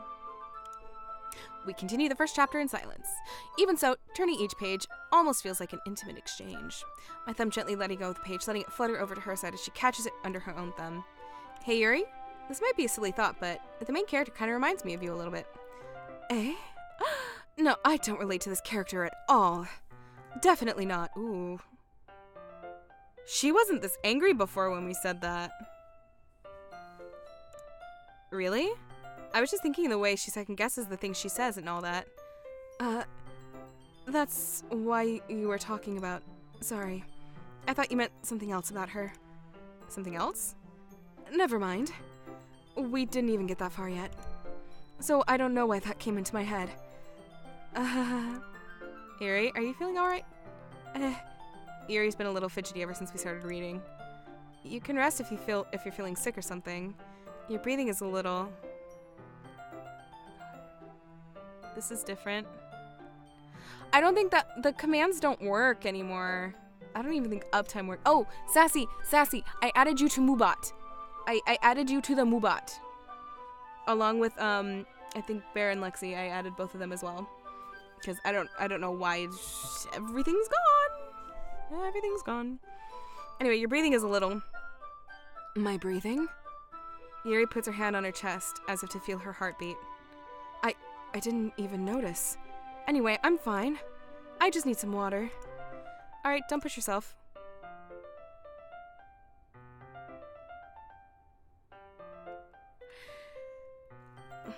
This is not going how I think it's gonna go, is it? It's not. Thank you, Sassy.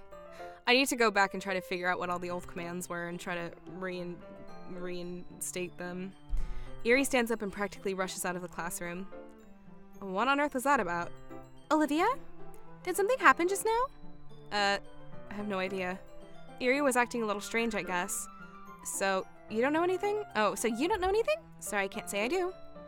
Are you worried about her? Oh, no, not really. I was just making sure that you didn't do anything to her. No, nothing.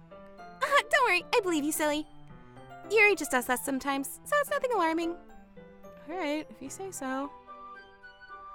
I really do not trust Monica. I do not trust her.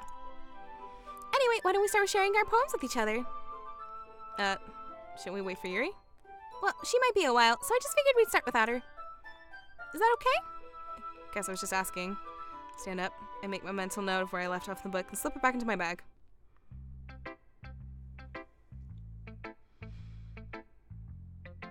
Thank you, Sassy.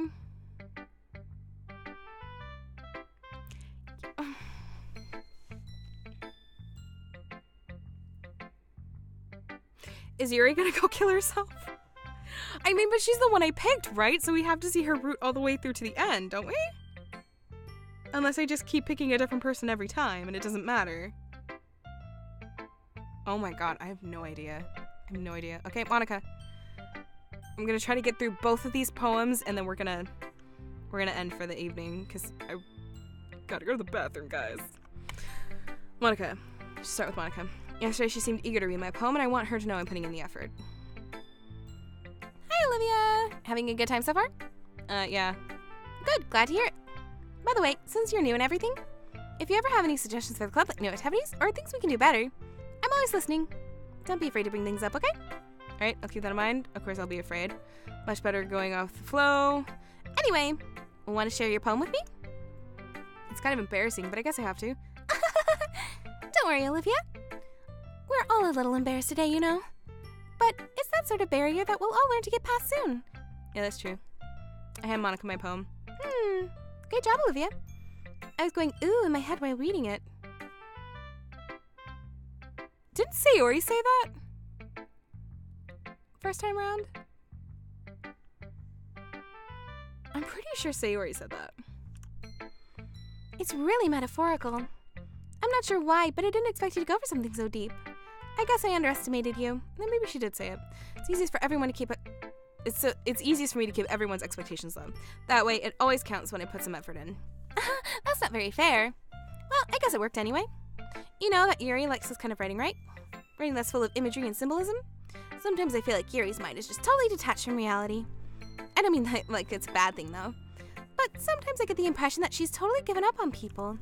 She spends so much time in her own head that it's probably a much more interesting place for her. But that's why she gets so happy when you treat her with a lot of kindness. I don't think she's used to being indulged like that. She must be really starved for social interaction, so don't blame her for coming on a little strongly, like earlier. I think if she gets too stimulated, she ends up withdrawing and looking for alone time. Suddenly the door opens. Yuri! I'm back. Did I miss anything? Not really. Well, we all started sharing our poems with each other. Already? I'm sorry for being late. No need to apologize. We still have plenty of time, so I'm more glad that you took all the time you needed. All right. Thanks, Monica. I suppose I should go get my poem now. Anyway, do you want to read my poem now? Don't worry, I'm not very good. You sound pretty confident for someone who claims not to be very good. Well, that's because I sound confident. I see. Let's read it then.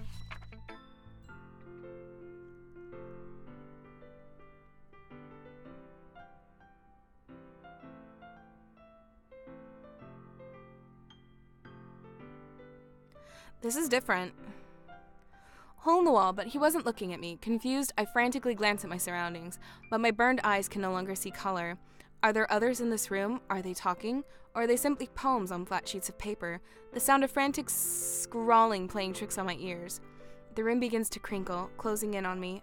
The air I breathe dissipates before it reaches my lungs. I panic. There must be a way out. It's right there. He's right there. Swallowing my fear, I brandish my pen. March! Stop it! So what do you think? It's very freeform. I'm not really the person to ask for feedback. That's okay. This kind of style's gotten pretty popular now anyway. Lots of poems have been pushing emphasis on the timing between words and lines. When performed out loud, it can be really powerful. That's the inspiration. What was the inspiration behind this one? Well, I'm not sure if I know how to put it. I guess you could say I had some epiphany recently. I wonder if her epiphany is why she's going around getting all these people killed. I know she's killing people. I know it's her. It's her. She's evil. She's so evil. An epiphany? Yeah, something like that. Kind of nervous to talk about deep stuff like that because it's coming off kind of strong. Maybe after everyone's better friends with each other. Anyway, here's Monica's writing tip of the day. Sometimes when you're writing a poem, or sorry, your brain gets too fixated on a specific point. I think you never make any progress. Just force yourself to get something down on paper. Another way to think about it is this. If you keep your pen in the same spot for too long, you just get a big dark puddle of ink. Just move your hand, go with the flow. That's my advice. Thanks for listening. Ooh.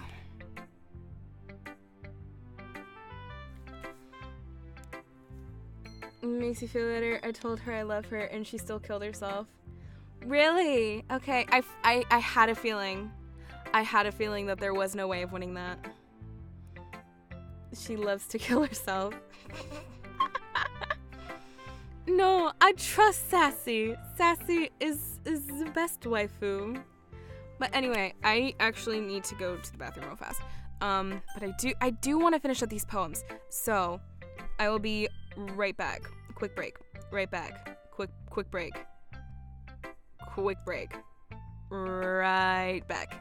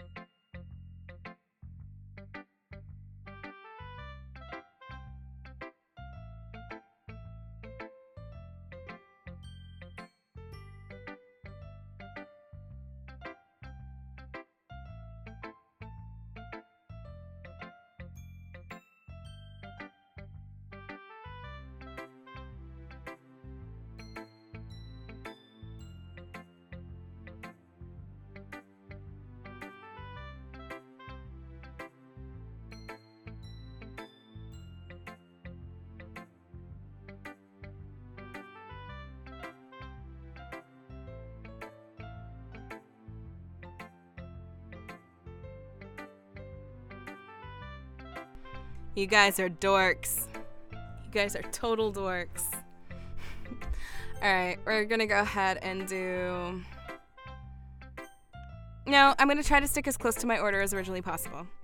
Sayori. Sayori reads the poem. I notice her eyes lighten. Exceptional. Oh, what was that? Did I say that out loud? Yuri covers her mouth and ends up covering the whole face. He's going to hate me. Really didn't do anything wrong, Yuri. I guess you're right. What am I getting so nervous for? Yuri takes a breath. So, what kind of writing experience do you have? Your use of imagery and metaphors indicates you've written a lot of poetry before. Really? Yeah, that's a huge compliment coming from you. This is actually my first time, really. Huh? Yuri stares at me blankly, then looks at my poem again. Well, I know that. I just meant, Yuri trails off, unable to find an excuse. She traces her fingers along the words in the poem, as if breaking it down more thoroughly. Yeah, okay. And this is the reason I was able to tell. It's just that there are specific writing habits that are usually typical of new writers. And having been through that myself, I learned to pick up on them. I think the most noticeable thing I recognize in new writers is that they try to make their style very deliberate. In other words, they tend to pick a writing style separate from the topic matter, and they form-fit the two together. The end result is that both the style and the expressiveness are weakened. Once Yuri finds her train of thought, it's as if her demeanor totally changes. Her stammering is completely gone, and she sounds like an expert. Of course, that's something that you cannot be blamed, that you can be blamed. You can't be blamed for. There's so many different skills and techniques that go into writing even a simple poem. Not just finding them and building them, but getting them to work together is probably the most challenging part. It might take you some time, but it all comes with practice and learning by example and trying new things. I also hope that everyone else in the club gives you valuable feedback. Natsuki can be a little biased, though. Biased? How? Well, never mind. I shouldn't be talking about other people like that. Sorry. It's fine. Sorry.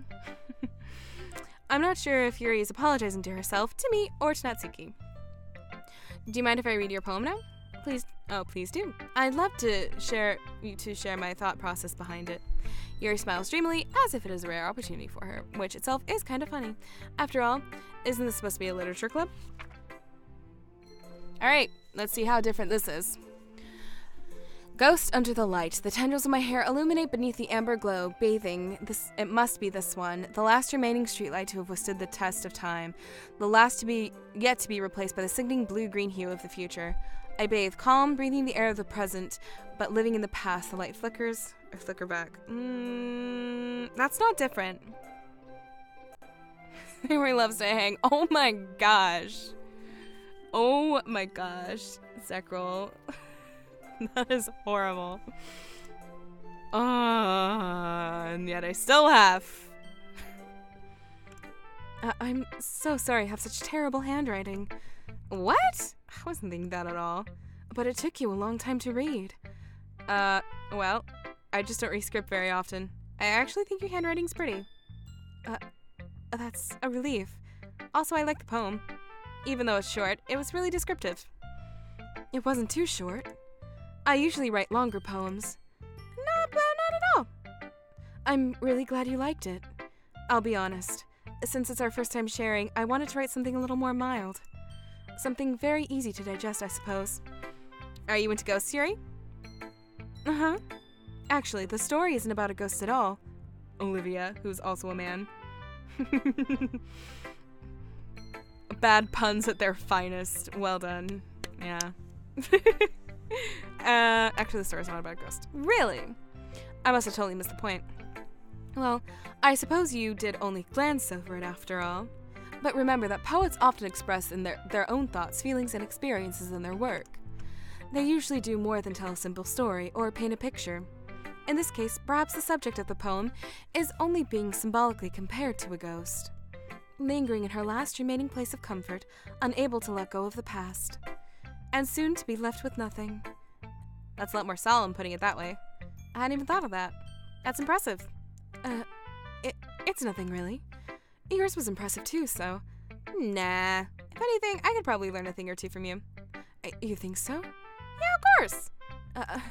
You know, I was really nervous about doing all this. But in the end, I enjoyed it. I'm going to keep doing my best for you, Olivia. Me too! Alright. Natsuki. And then after we finish the poems, I am unfortunately going to have to end for the evening because we have gone over almost 3.5 hours. That's a long time. Alright, Natsuki. Olivia, if you're not going to take this club seriously, then go home. What? Harsh? What, you expect me to believe that you actually put effort into this? Do you think I'm stupid? I'm a tsundere. I'm not a writer. Maybe it's not very good, but yeah, I did put in effort. We all start somewhere, right? If you're so proud of the first poem you ever wrote, then I'd like to read it. Tsundere! Painful to think about. Fine. Well, sorry. You'll get better anyway. I tell you what to improve, but you're better off just trying again. Fair enough. Well, to each their own, I guess. Anyway, I guess I gotta share mine now. Knowing you, you'll probably think it's stupid.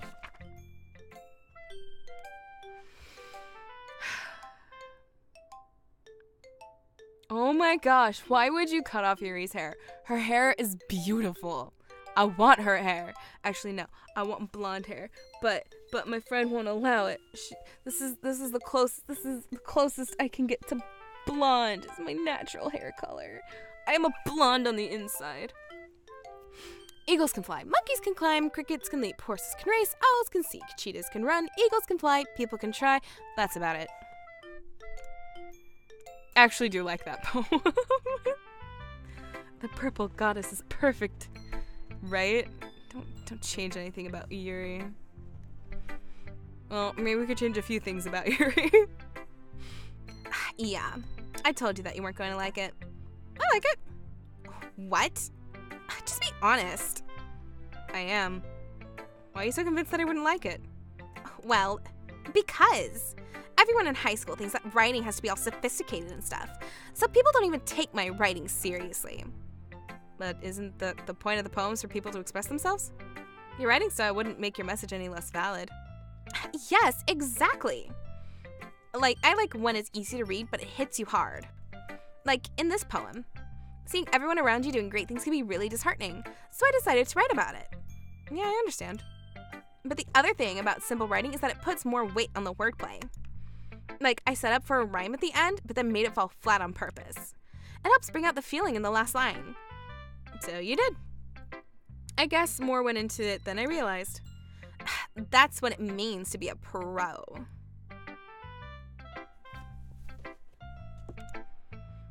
I'm glad you learned something. Didn't expect that to be from the youngest one here, did you? Yeah, guess not. Decided to humor her with the last comment. Didn't really care how old she is, but if Natsuki is feeling proud, then I won't take that away from her. Phew, I guess that's everyone. Let's the room. It was a little more stressful than I anticipated. It's as if everyone is judging me for my mediocre writing abilities. Even if they're just being nice, there's no way my poems can stand up to their... Don't see that. Who's that?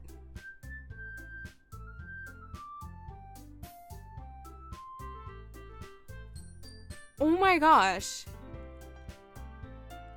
I heard it that time. It was that flute solo. Go silver-haired?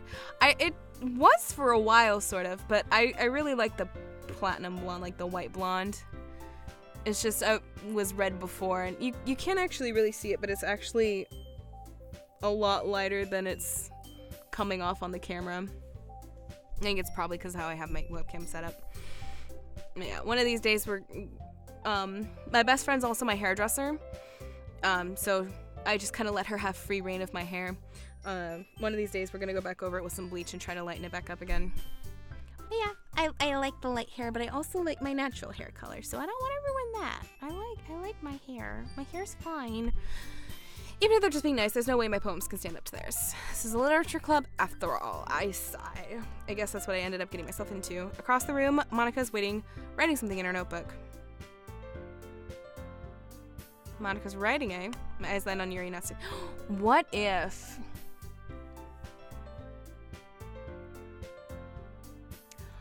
What if Sayori didn't kill herself?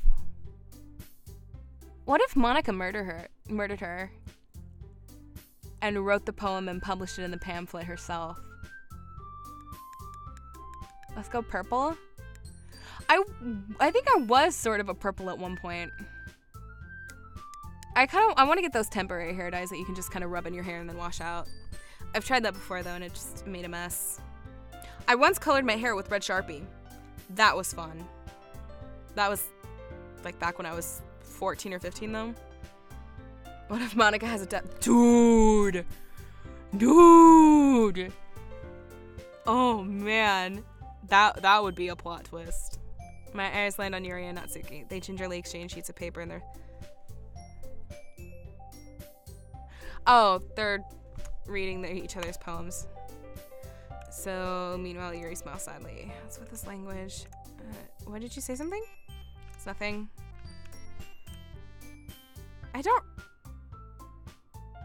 Did this happen on the first day last time?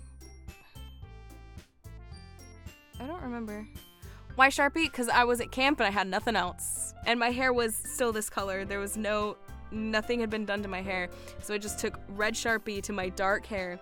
You couldn't see the difference at first. Not in the sunlight. Or not in the shadow. But once in the sunlight, it was like... got all over my shirt. And then when I went to shampoo it out, my shampoo turned pink. It was crazy. So much fun. Would do it again. I'd my whole head pink if if you make your whole head blonde. I can't. I literally can't because my best friend is my hairdresser. She will not let me. She will not allow it. I've tried convincing her so many times and she will not let me. So, unfortunately, I can't. So, and if I went to a different hairdresser, she would probably be upset with me. So, I can't, it's not an option. I guess you could say it's fancy. Oh, thanks. Yours is cute. Cute. Did she completely miss the symbolism or something? So, this is...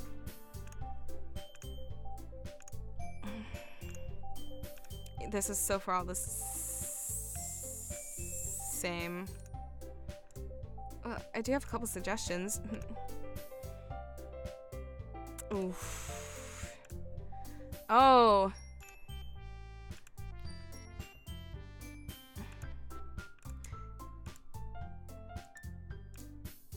Okay, yeah, this is all the same. Uh-oh. We gotta see some best in trying to impress our new member.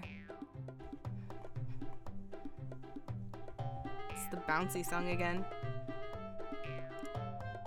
It's not what you're just... Yuri stands up as well. Maybe you're just jealous that Olivia appreciates my advice more than he appreciated yours. I feel like this might be a little different. How do you know he didn't appreciate my advice more? Are you that full of yourself? No. If I was full of myself, I would deliberately go out of my way to make everything I do overly cutesy. Ooh. Well, you know what? I wasn't the one whose boobs magically grew a size bigger as soon as Olivia started showing up.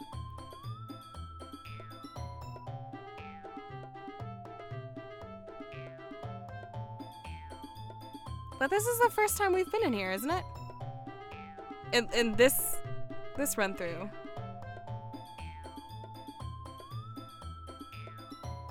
Oh, I guess, yeah, she could have run to the bathroom and stuffed her boobs or something. Natsuki! Natsuki, that's a little... This doesn't involve you taking out your own insecurities on others like that. You really act as young as you look. Oh my... The fuck is that?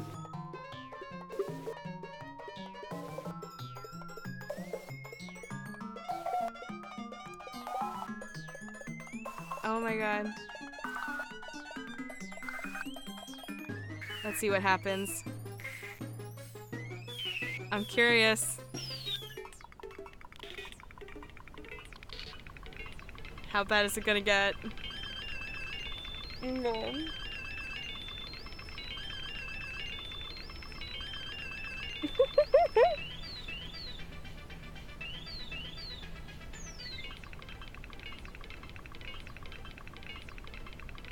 Or does it just stay like that?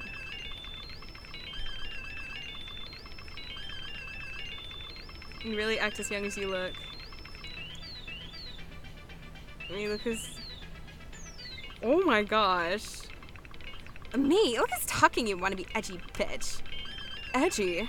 Sorry that my lifestyle is too much for someone of your mental age to comprehend. See? Just saying that proves my point. Most people learn to get over themselves after they graduate middle school, you know. If you want to prove anything, then stop harassing others with your sickening attitude. You think you can counterbalance your toxic personality just by dressing and acting cute? The only cute thing about you is how hard you try. Wow, be careful, you might cut yourself on that edge, Yuri. Oh, my bad, you already do, don't you? Did you just accuse me of cutting myself? What the is wrong with your head? Yeah, go on. Let Olivia hear everything you really think. I'm sure he'll be head over heels for you after this. Suddenly Yuri turns towards me as if she just noticed I was standing there. Olivia, she's just trying to make me look bad. That's not true. She started it. Oh my god. Oh my god. I'm probably gonna have to go through my archive and like look at this. Setting. Oh my god. Oh my god.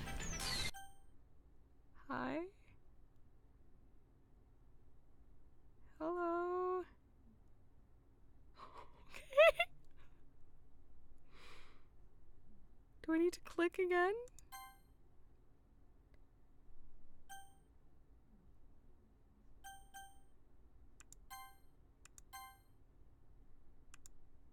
Hey, Olivia?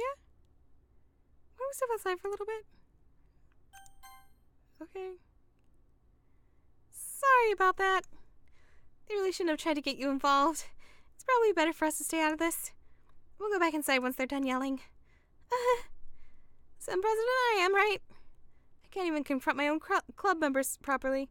I just wish I was able to be a little more assertive sometimes. But I never have it in me to put my foot down against others.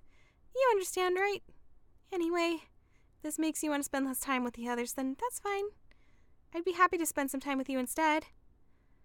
Suddenly, Natsuki runs out of the classroom. She quickly runs away. Okay. Yeah. Okay. Oh dear. Well, looks like they're done. I didn't mean it. I didn't mean it. I didn't mean it. Yuri is rocking back and forth in her desk with her palms on her forehead. Yuri? I didn't mean it! I believe you. I have no idea what Yuri might have said to Natsuki. Or did. Olivia, please don't hate me. Please. I'm not like this. There's something wrong with me today. There's something wrong with her today, is there? Like there was something wrong with Sayori? Huh, Monica? It's fine, Yuri. We know you didn't mean it. Besides, I'm sure Natsuki will forget all about it by tomorrow. Completely. Oh, Natsuki's gonna kill herself next. It's gonna be Natsuki, isn't it? Anyway, the meeting's over, so you can go home now if you want. Yuri looks at me like she wants to say something, but she keeps glancing at Monica. You can go first, Monica. I'd like to stay a little bit longer. I'm the president, so I should be the last one out. I'll wait for you to be done. Well, I'm vice president, so please let me take that responsibility today. It kind of sounds like you don't want me around for something, Yuri. It's not that. It's not that. I didn't get much of a chance to discuss my book with Olivia. It would just be embarrassing with you listening. I guess I don't really have a choice, do I? I'm sorry for causing trouble, but I really... What? Oh my god.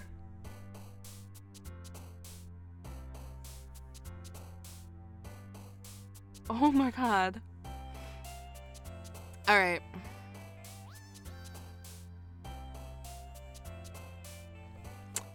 That was abrupt. That was really freaking abrupt. Okay. I'm gonna save. We're gonna save. We're safe down here. Whew. This is fun. I don't know if Bear's still around, but thank you, Bear, for suggesting this. Because I actually wanted to play this, but I thought you had to pay for it, and I had no money right now. I had no idea this was a free game. Is this the real life? Is this the real life? Is this just fantasy, mama? Anyway. Oh my god. This has been so much fun. And we went over so much longer than I intended to. But thank you guys so much for joining. Thank you to the new followers. I really appreciate it. If we want to continue this tomorrow, I will be available, I think, after 2:30 Pacific Standard Time, California time. So it's probably going to be about, between 4 and 5 for everyone else? Most everyone else. So... Oh, Raven! Scared me again with that cheer. Cheered one bit. Thank you. Thank you, Raven. Thank you. So if you're new, I think, Zekral, I think you joined the... Oh, you're in California! Ah! Twinsies! I'm in Northern California. I'm in the not celebrity part of California. But if you guys want to hop on over, for anyone who's new, if you want to hop over into either the Discord... Incomplete. Oh! ZachTZ20. I hope I'm saying that right. Zach, thank you for the follow. If you want to hop over on either the Discord or the we do have a Steam group page. We don't really use it, but we do have it in case you want it. Join either one of those, and oh, you're south. Yeah, I'm north. Well, technically not really. It's classified as north, but it's really the Central Valley. So it's both, I guess. But we'll go ahead and I'll keep an update on the Discord. I'm not sure if I'm going to do it exactly around 2:30, but we'll see. I'll try to stay close to it, unlike today. I wanted to do it earlier today, but I just got distracted, and Facebook sucks me in every time. So anyway, oh wait, actually no, Sassy, before we leave, maybe I can do it if I can remember what my freaking commands are. I found it. There we go. Oh no! I don't have it in there. Shoot. Sassy, I failed. I failed, Sassy. Hold on.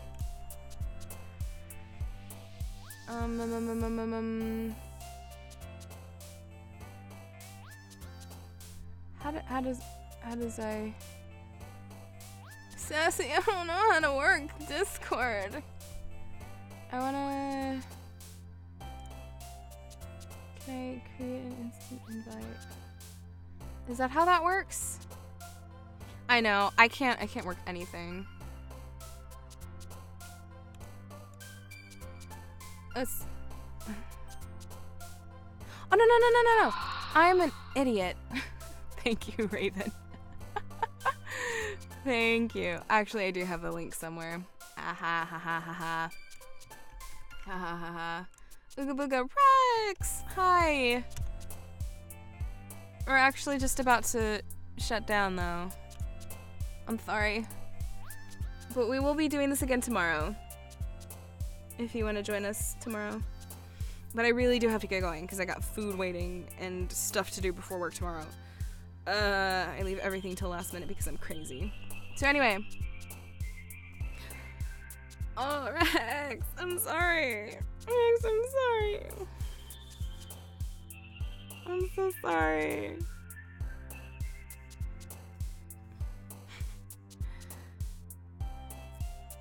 So, no, don't die. We've had enough of that for this stream.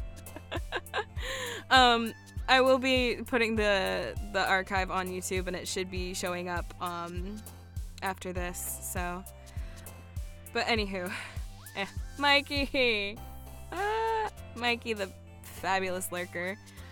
Anywho, but before I get too carried away, I'm perfectly normal. So I'm gonna go ahead and say goodnight, you guys. Thank you so much for joining. Thank you for the new follows. Thank you for being awesome. All the horrible puns, all the creepiness. It has been fabulous. I will see you tomorrow, most likely sometime around 2:30 Pacific Standard Time. So, good night, guys. Good night. Oh no. The darkness is coming for you. Sayori is coming for you. Oh no.